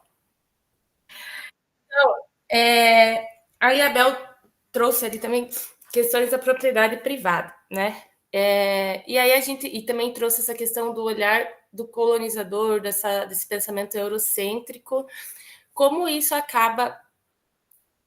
Eu posso compartilhar aqui, eu vou ter que mostrar para vocês, que eu acho que vai ficar mais fácil. Como é que eu faço? Aqui. Tá aparecendo? Não, Rê, ainda não. Agora tá. Tá sim. Será que eu vou ter que deixar... Que eu paro de ver vocês aqui, vou ficar falando para a tela. Acho que eu vou ter que deixar em maior, né? Na verdade, agora o título tá dando para ver bem, só que daí os próximos slides a gente não vai enxergar, né? Nossa, faz tanto tempo que eu já nem me lembro mais como é que mexe aqui no... acho que agora tá melhor, né? Tá, Alô? Tá dando certo? tá igual, mas vai. Não, mas tá aparecendo, né? Tá aparecendo. Tá. Então, claro que eu não vou falar tudo que tá nos slides ali, né? Mas como eu dizia, essa questão da propriedade privada, ela em contrapartida com o que nós entendemos como território, né? Como ela se sobressai principalmente no imaginário social da comunidade palmense, no caso, e me parece que isso tem total vinculação assim com essa trajetória que a dona Arlete bem trouxe ali, desse Abel também, né, desse processo de urbanização da nossa comunidade. Claro que não vou entrar na parte histórica, mas eu só trouxe alguns dados que eu acho importante para a gente pensar, quando a gente for ver o que as pessoas pensam, né, na questão do direito das comunidades, né, desse direito quilombola. Bem simples. A primeira legislação que definiu o que seria um quilombo trazia... Renata, eu acho que não está passando o slide. Agora foi. Agora passou aqui. Eita. Tá, será que se eu fizesse... Tá mas eu vou falando... pesquisa, né? Não tem... Assim tá bom? Porque não tem problema de não mostrar, eu posso ir só falando. Assim tá aparecendo? Apareceu o slide situando a pesquisa história. Isso aí. Eu como analista do discurso, eu entendo, e eu acho que justamente o que fala, né, essa questão da perspectiva histórica e problemas atuais. O discurso de hoje, ele está intrinsecamente ligado com questões históricas, né? A gente não fala a partir do nada, a gente fala a partir de um local, de um tempo, de um acontecimento, de muitas relações. Então, tudo que falamos, ele carrega em si muita questão histórica, mesmo que a gente não perceba.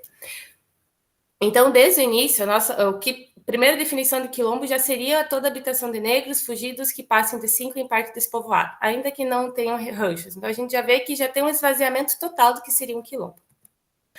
Aí, lá em 88, a Constituição, no ato das disposições transitórias, determinou que aos remanescentes das comunidades quilombos que estejam ocupando suas terras é reconhecida a propriedade definitiva, devendo o Estado emitir-lhes os títulos respectivos. Então, a gente vê um mandamento constitucional dizendo que deve ser atribuído às comunidades, emitido às comunidades, os respectivos títulos das terras. A gente não vê contrapartida, não tem...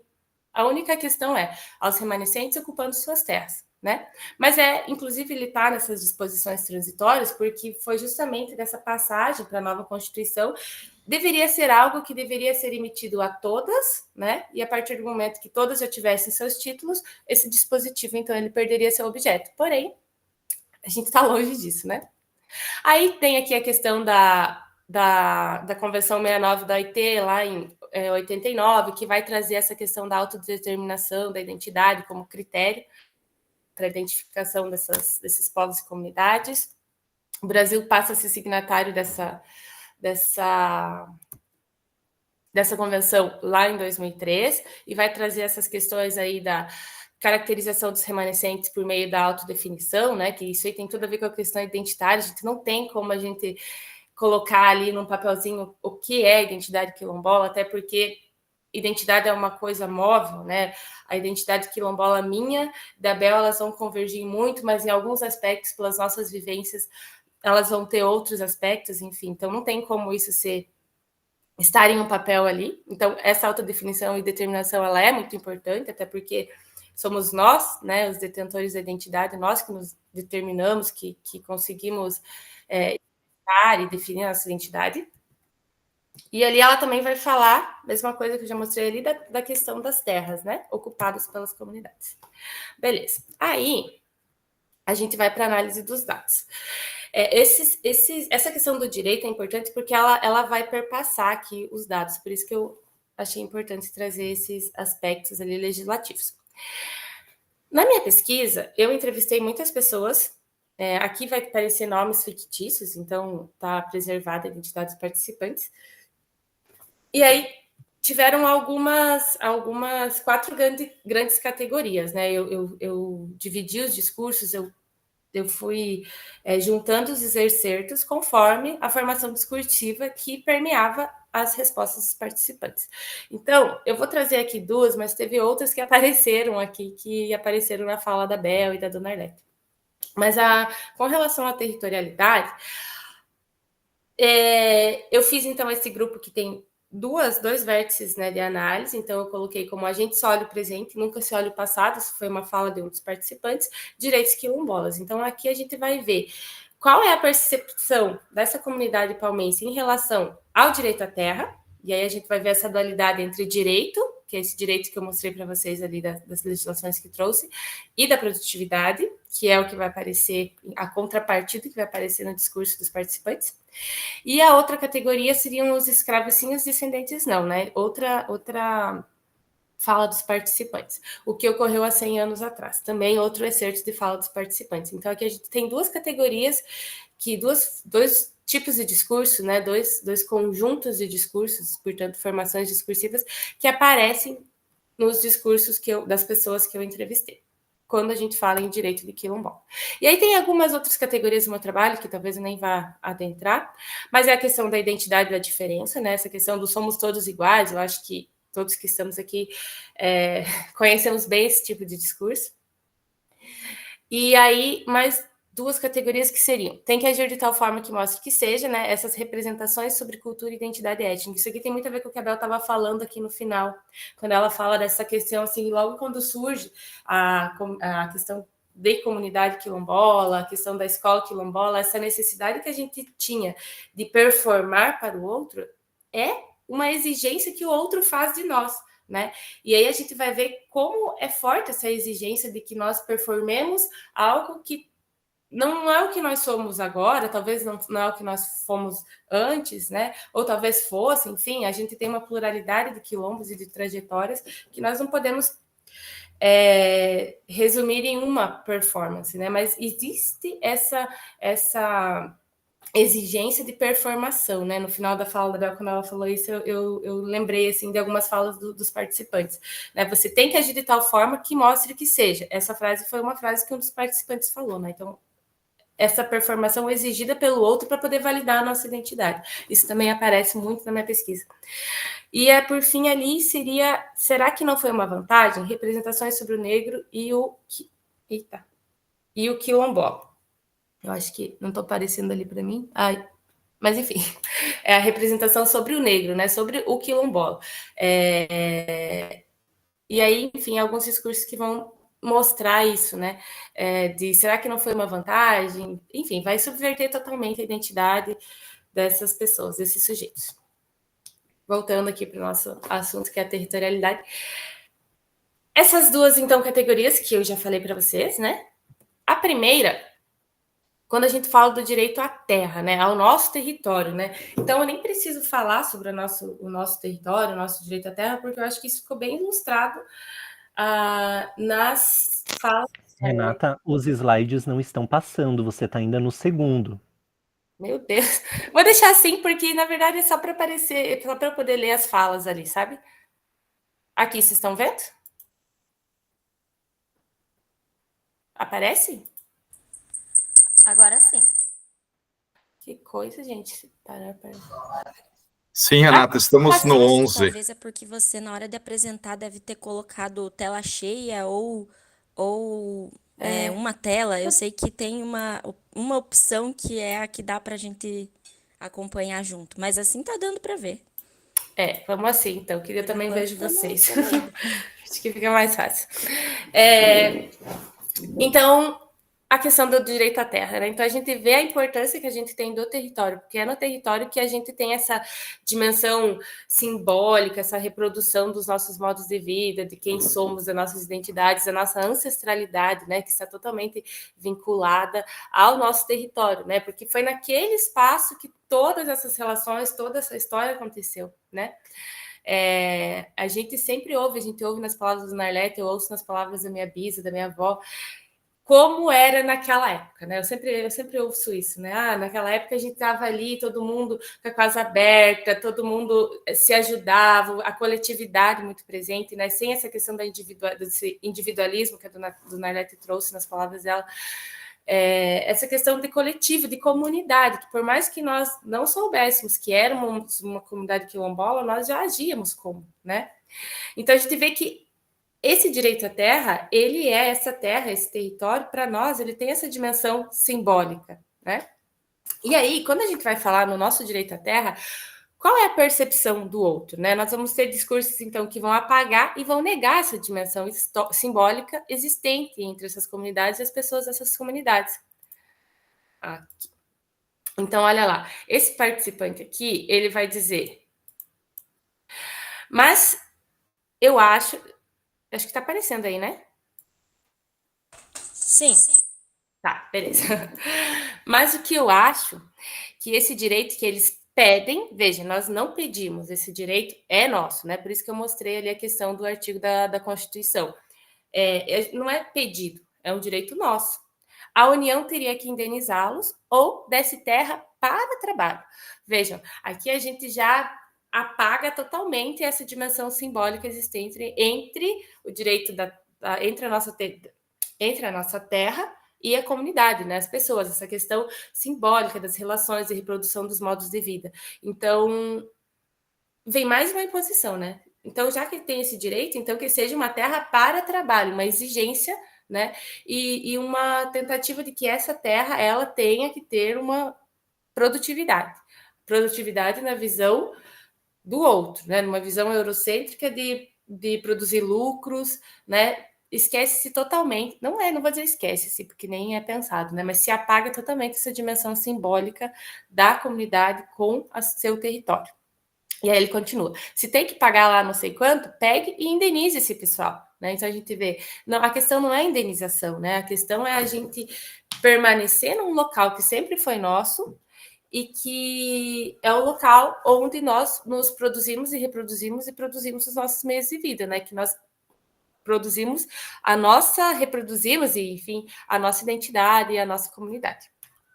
E aí a gente vê, então, que a produtividade, ela começa a tomar espaço em relação ao nosso direito à terra. Se é para a gente ter o direito à terra, então, ao nosso território, que esse território seja produtivo. Mas a gente não está falando sobre a produtividade de lugar nenhum, né? De fazenda, sei lá, um exemplo. Uma fazenda que a pessoa simplesmente não produz nada. Eu não vejo ninguém dizendo, não, aquele fazendeiro lá não está produzindo na terra dele, então ele tem que produzir. Então não tem essa exigência quando a gente fala da identidade principal, né? Aquela que não é a diferença, né? E aí aqui outro participante fala: compra-se uma área que seja ou do governo ou de alguém que queira vender. Veja, a questão da nossa terra é porque é naquele território que nós temos os nossos é o nosso espaço de reprodução cultural e de vivências, né?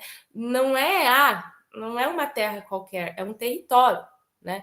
E a ideia que se tem é justamente do que? Dá outra terra para eles. Se eles querem terra, pega qualquer uma ideia, mas essa aqui, não. Né? Por quê? Porque essa aqui já tem alguma coisa, mas esquece-se que antes dessa alguma coisa que tem, já existiam pessoas que viviam ali. Né? Aí, continua. Se é como todos os outros assentamentos do Brasil, já tem uma confusão total aqui, né? Alguns funcionam, outros não funcionam. Qual é a baliza para dizer que funciona ou não, né? O que seria esse funcionar, né? Acho que esse funcionam também relacionado a essa produtividade, essa exigência de produzir. Então, se fosse de fato para que fosse dado, veja, não é dado, é um direito. Todas as comunidades já deveriam estar certificadas. Que também deveria ter uma política de acompanhamento, né? Veja, mais uma vez, né, nos colocando nesse local de que alguém precisa nos acompanhar para ver se estamos, de fato, produzindo naquele local, para ver se, na visão dessa pessoa, né, se isso vai estar acontecendo de verdade, o que é uma aberração, né, gente? Porque como a gente bem ouviu, o nosso território não tem nada a ver com essa produtividade, com resultados, com nada disso.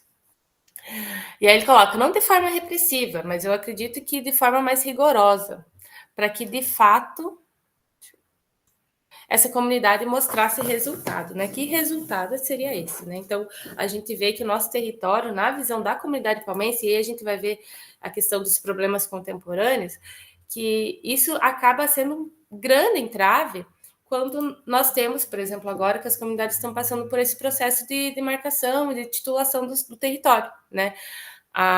Uma comunidade, que é a comunidade Adelaide, ela está com o processo mais adiantado, mas até onde me consta, a Castorina que iniciou, que é a comunidade, na minha comunidade no caso, né, que é ao lado, que iniciou seu processo agora, já está tendo entrave teve uma consulta pública que acho que não sei se foi os vereadores ou quem que iniciou aí essa consulta pública para ver qual é a opinião da comunidade sobre esse direito da comunidade quilombola.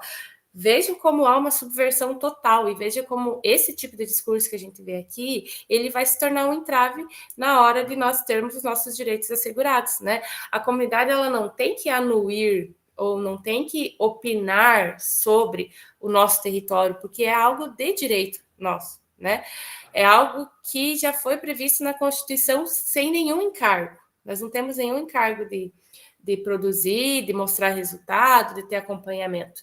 E aí, quando nós não temos uma educação que demonstre, né, que saia daquela visão de que quilombo é um local afastado, que os negros fugiam, né? Quando nós não temos essa noção da complexidade das relações e da necessidade das questões simbólicas e culturais e afetivas, enfim, que envolvem um território, esses entraves, eles se tornam muito grandes, esses embates, né? Porque aí um grupo acaba colocando toda uma comunidade ali que já tem uma história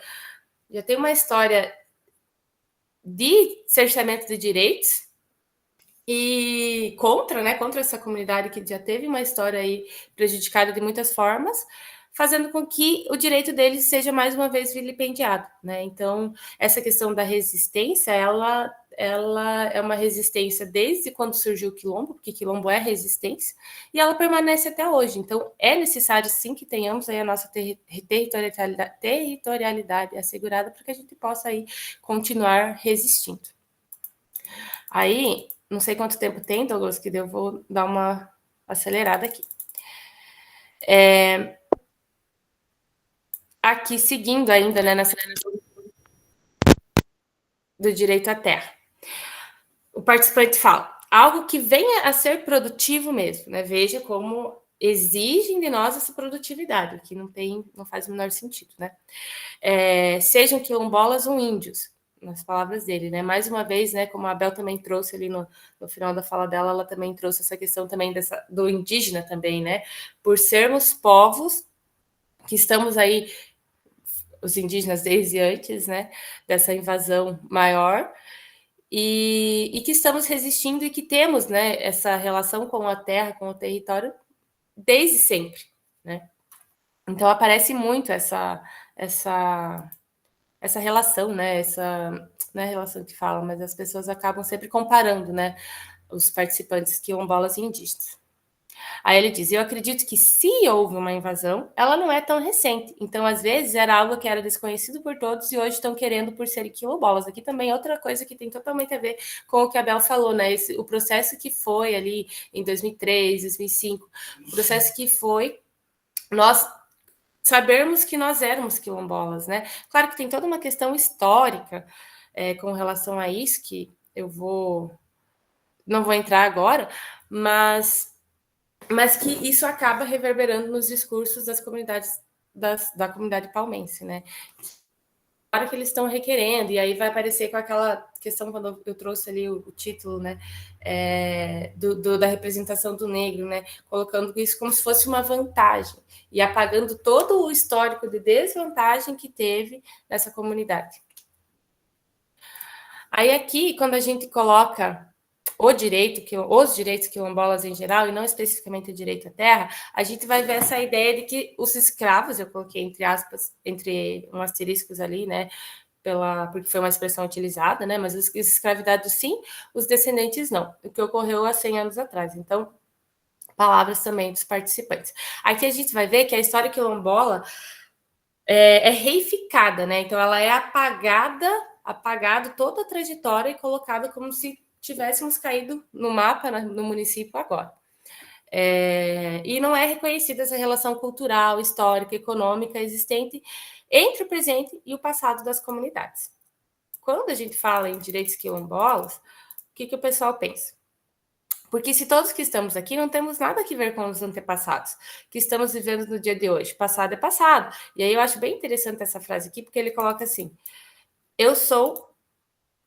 porque eu sou italiano, então eu vejo assim, nesse ponto, por que privilégios, né? Então a gente vê esse apagamento da história e essas categorias de análise, elas são modos operantes da ideologia, né? São formas que os discursos ali tomam para favorecer uma ideologia. E aqui a gente vê que a ideologia que ela é favorecida com esses discursos são ideologias que favorecem o capital, que favorecem o poder simbólico de alguns grupos, né? E não o nosso.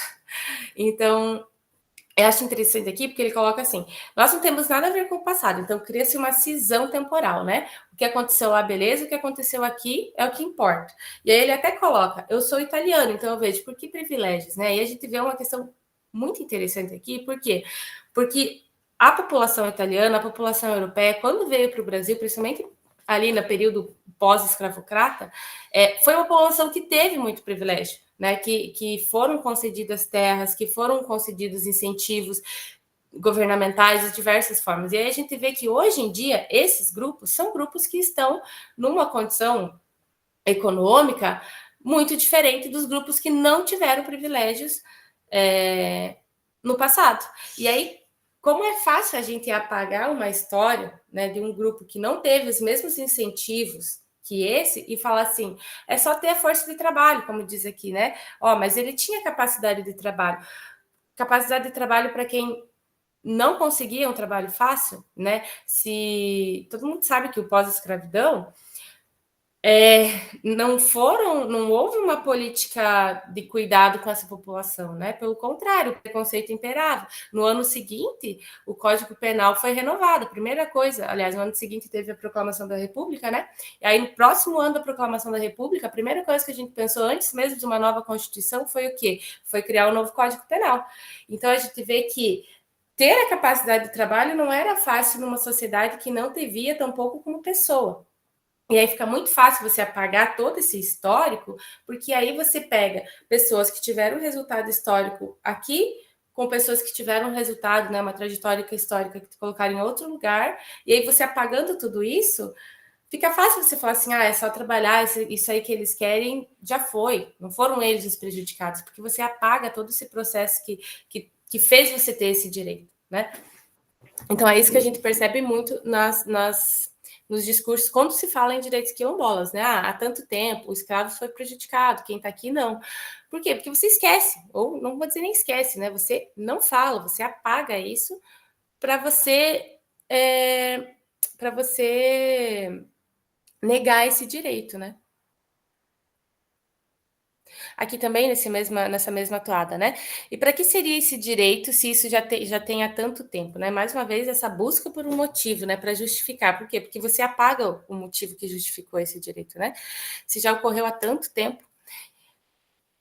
Aí também ali, né? Briga por espaços, né? Pedaços de terra, briga por espaço. Não, é o nosso espaço, né? É o nosso território, a nossa territorialidade, a nossa cultura, a nossa ancestralidade.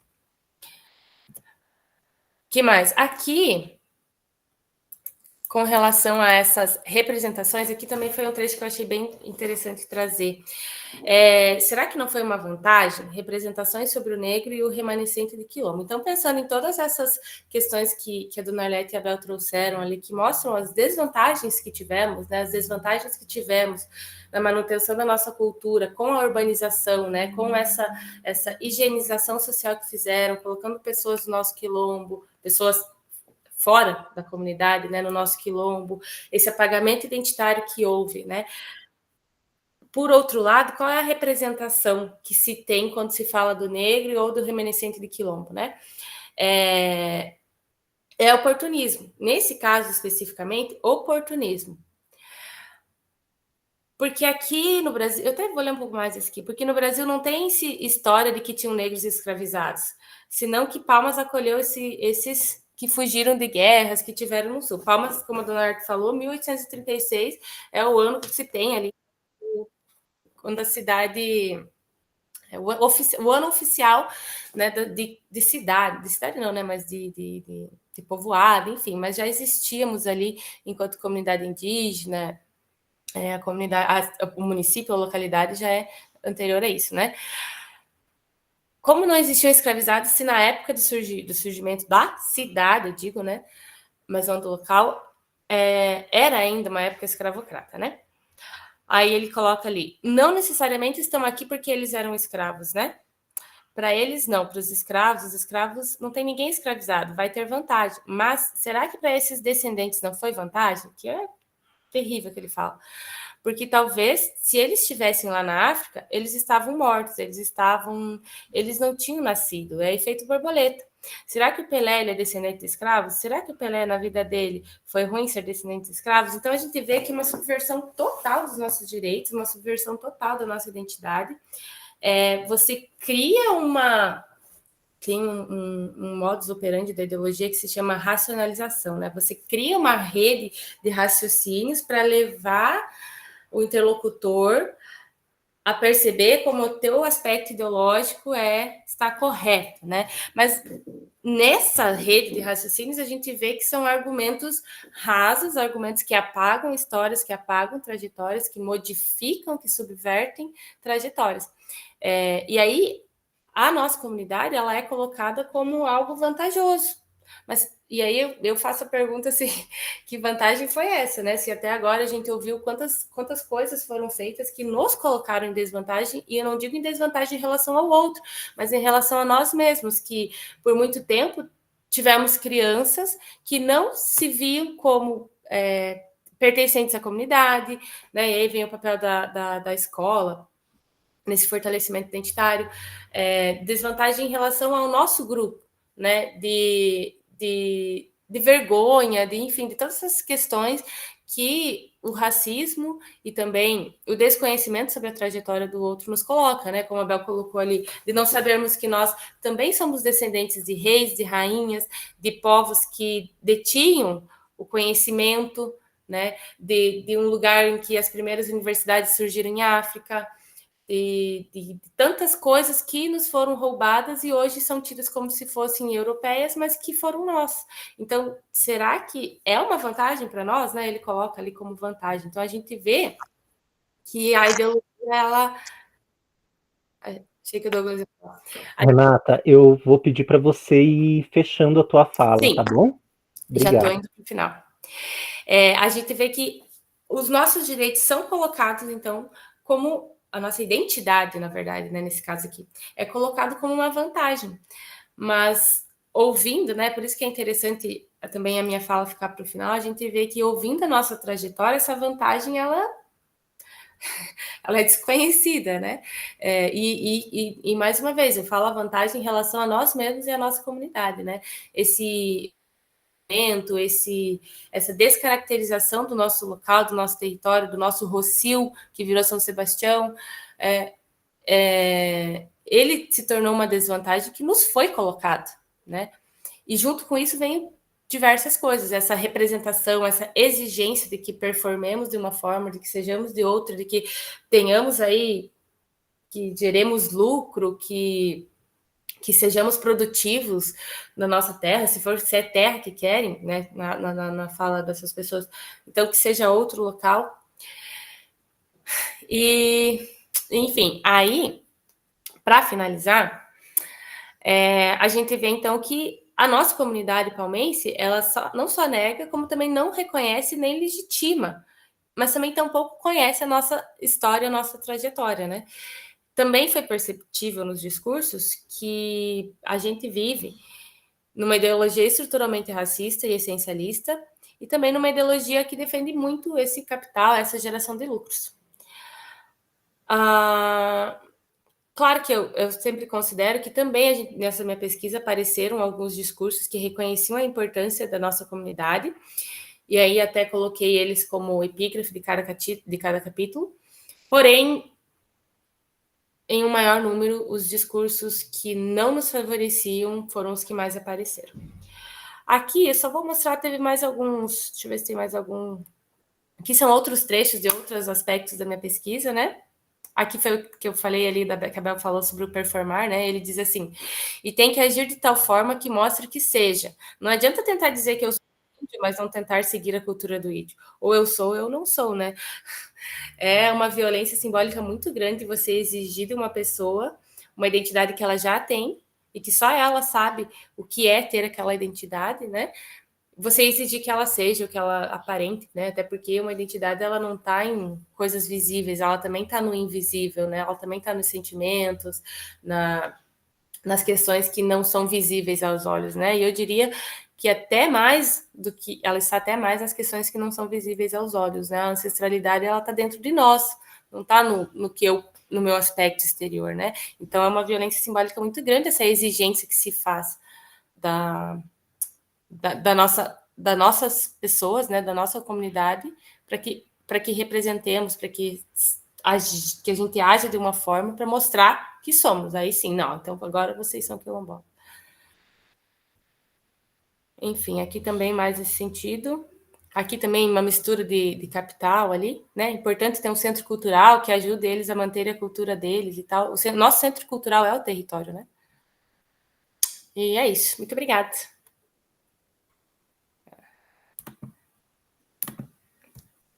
Ai, como é que eu volto aqui? Gente, travou.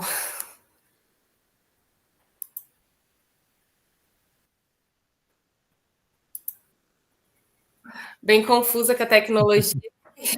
Eu também tô assim. Eu quero, em nome de todos os que ouviram, agradecer todos os compartilhamentos, Dona Arlete, Maria Isabel, Renata.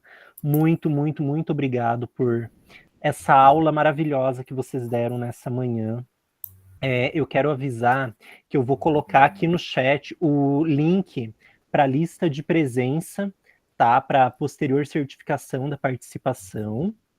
E eu vou quebrar um pouquinho o protocolo que foi passado, que todas as perguntas deveriam ser feitas no chat. E eu vou abrir para quem quiser falar o microfone.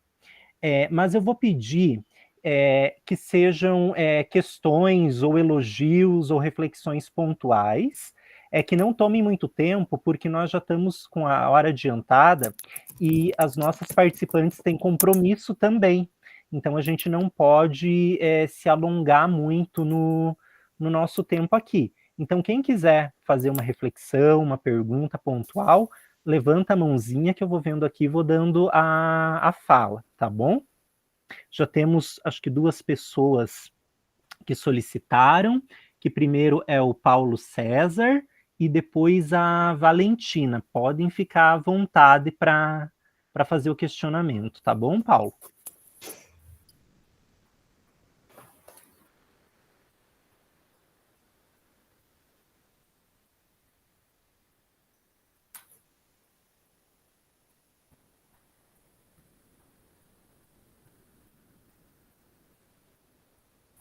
Ué. Paulo? Pai?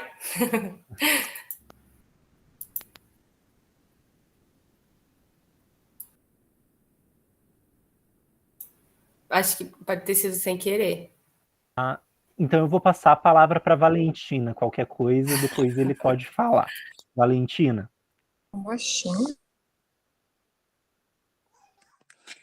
Oi, valeu, Dona Arlete, valeu, Renata, Bel, por tudo que vocês falaram. Foi bom ver e rever vocês.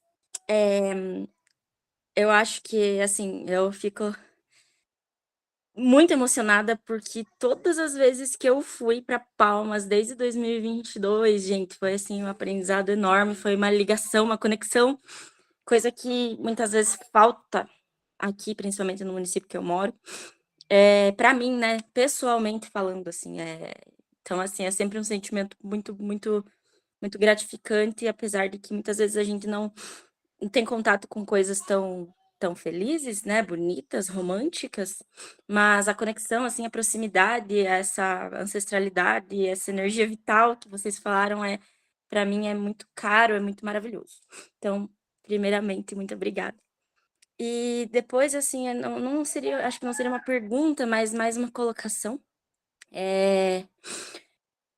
Da importância, né? A Bel falava, né, que meio que não, se a gente fosse escolher, a gente não ia escolher ficar 10 anos estudando para ter um título, né, só um canudo, mas que muitas vezes é uma necessidade, mas que eu queria dizer que, assim, é muito importante ouvir vocês, porque a gente tem, assim, mais de um artigo científico, mais de um texto que dizem que a Castorina e a Adelaide eram irmãs.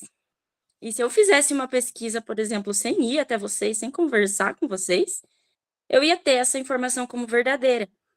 Porque não é um só artigo científico que diz isso, de pessoas, né, assim.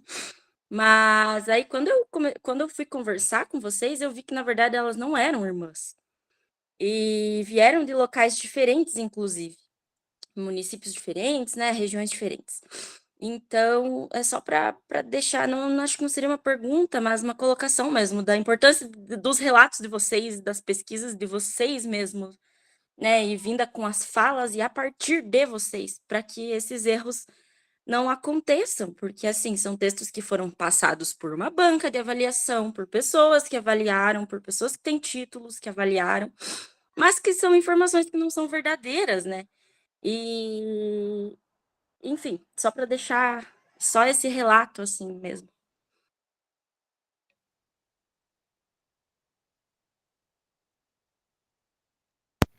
Mais alguém quer falar, quer perguntar?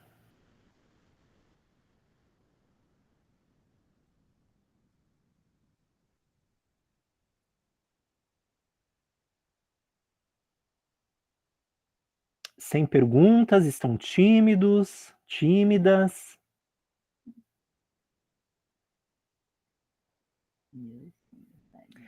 Então, eu já vou encaminhar, como não temos manifestações, eu vou encaminhar para finalização. Como eu falei, as nossas participantes, elas também têm compromissos.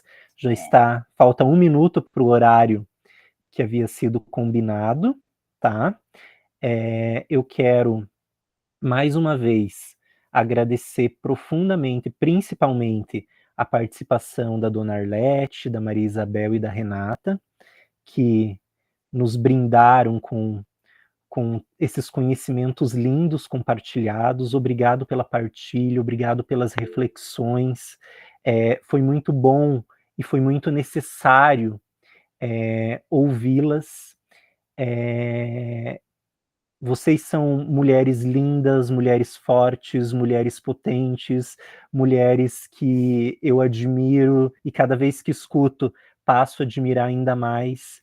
Então, sejam sempre conscientes de todo o poder, de toda a força, de toda a potência que vocês possuem enquanto mulheres negras e quilombolas. Muito, muito, muito obrigado mesmo. Só avisar que ali no chat foi comunicado que a lista de presença não está funcionando direito, está retornando, então a conferência vai ser posterior pela gravação, tá bom?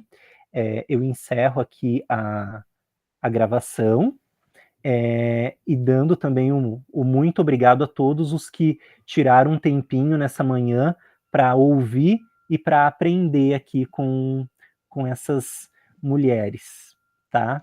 Muito obrigado, gente. Um ótimo dia a todos. Que pena que já está no nosso tempo, né, Douglas? Porque eu gostaria só de falar uma coisinha assim, né? Aproveitar que a Marielle está aqui também, e ela escreveu bastante no chat, e dizer que o nosso lugar de fala, ele só é possível quando vocês se colocam no lugar de escuta. Então, esse compartilhamento também, né? Nós precisamos fazer esse aquilombamento, todos nós, né? Negros, quilombolas, não quilombolas em si, para que as coisas funcionem. Então, obrigada a você por estar aí, Marielle, juntamente com todos os outros, né, e outras, e se colocarem nesse lugar de escuta, validando aí o nosso lugar de fala, porque ele só acontece quando nós temos quem escuta, né? Obrigada, tá?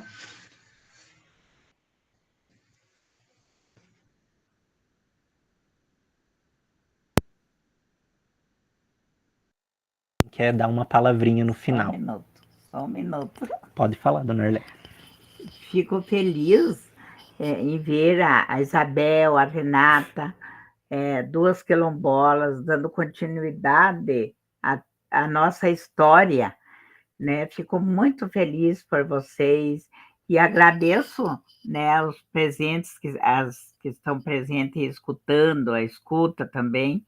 E olhe, me sinto realizada vendo vocês duas quilombolas contando da nossa história, seguindo, né, nossa cultura e sabendo de tudo.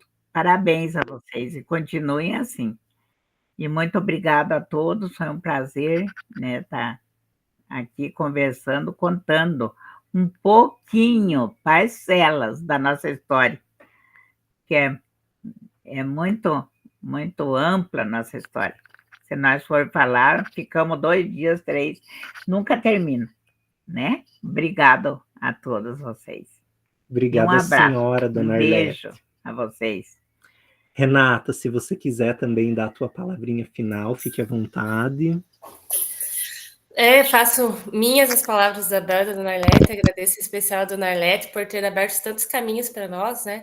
É muita satisfação estar aqui junto com a senhora fez muito por nós, e eu tenho plena consciência de que se eu estou aqui hoje, se estou ocupando aqui essa mesa com vocês, é porque vocês vieram antes de mim, né? Então, sou muito honrada pelos caminhos que o meu povo trilhou, que o meu pessoal trilhou, e agradeço muito a todo mundo que estava aqui, e a oportunidade também pela fala. Douglas, e obrigada pelo carinho de sempre, por proporcionar esse momento de aquilombamento tão gostoso, viu?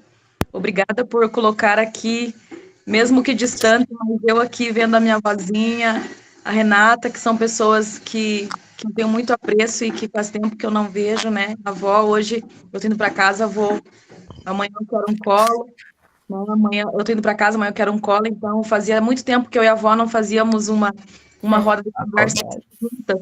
Então, obrigada, viu, Douglas? Obrigada por isso, e que você possa aí nessa tua caminhada ainda ser um apoiador da nossa causa também e se aquilombando sempre com a gente, viu? Verdade. Obrigada, E até amanhã, Bel. Até amanhã. Gente, tchau, Renato. Um beijo. Um beijo, Dona Arlete.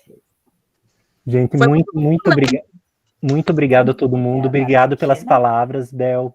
Obrigado a todos que estiveram aqui. Desejo uma ótima semana. Continuem, se possível, participando do evento, que tem umas mesas que está sendo bem legal. Tá? Fica aí o convite. E qualquer coisa que vocês precisarem, qualquer dúvida que vocês tiverem, eu me coloco à disposição. Tá? Brigadão a todos. Só uma coisa, a minha irmã estava aqui, tínhamos mais uma quilombolinha aqui, eu não mandei oi para ela, vi que ela acabou de sair. Ai, que bacana. Que bacana, todo mundo participando, todo mundo aquilombando, isso é muito significativo, isso é muito bonito, isso é muito bom e muito necessário, principalmente nesse momento. Gente, um beijo no coração de todos vocês. E uma benção. Deus abençoe vocês.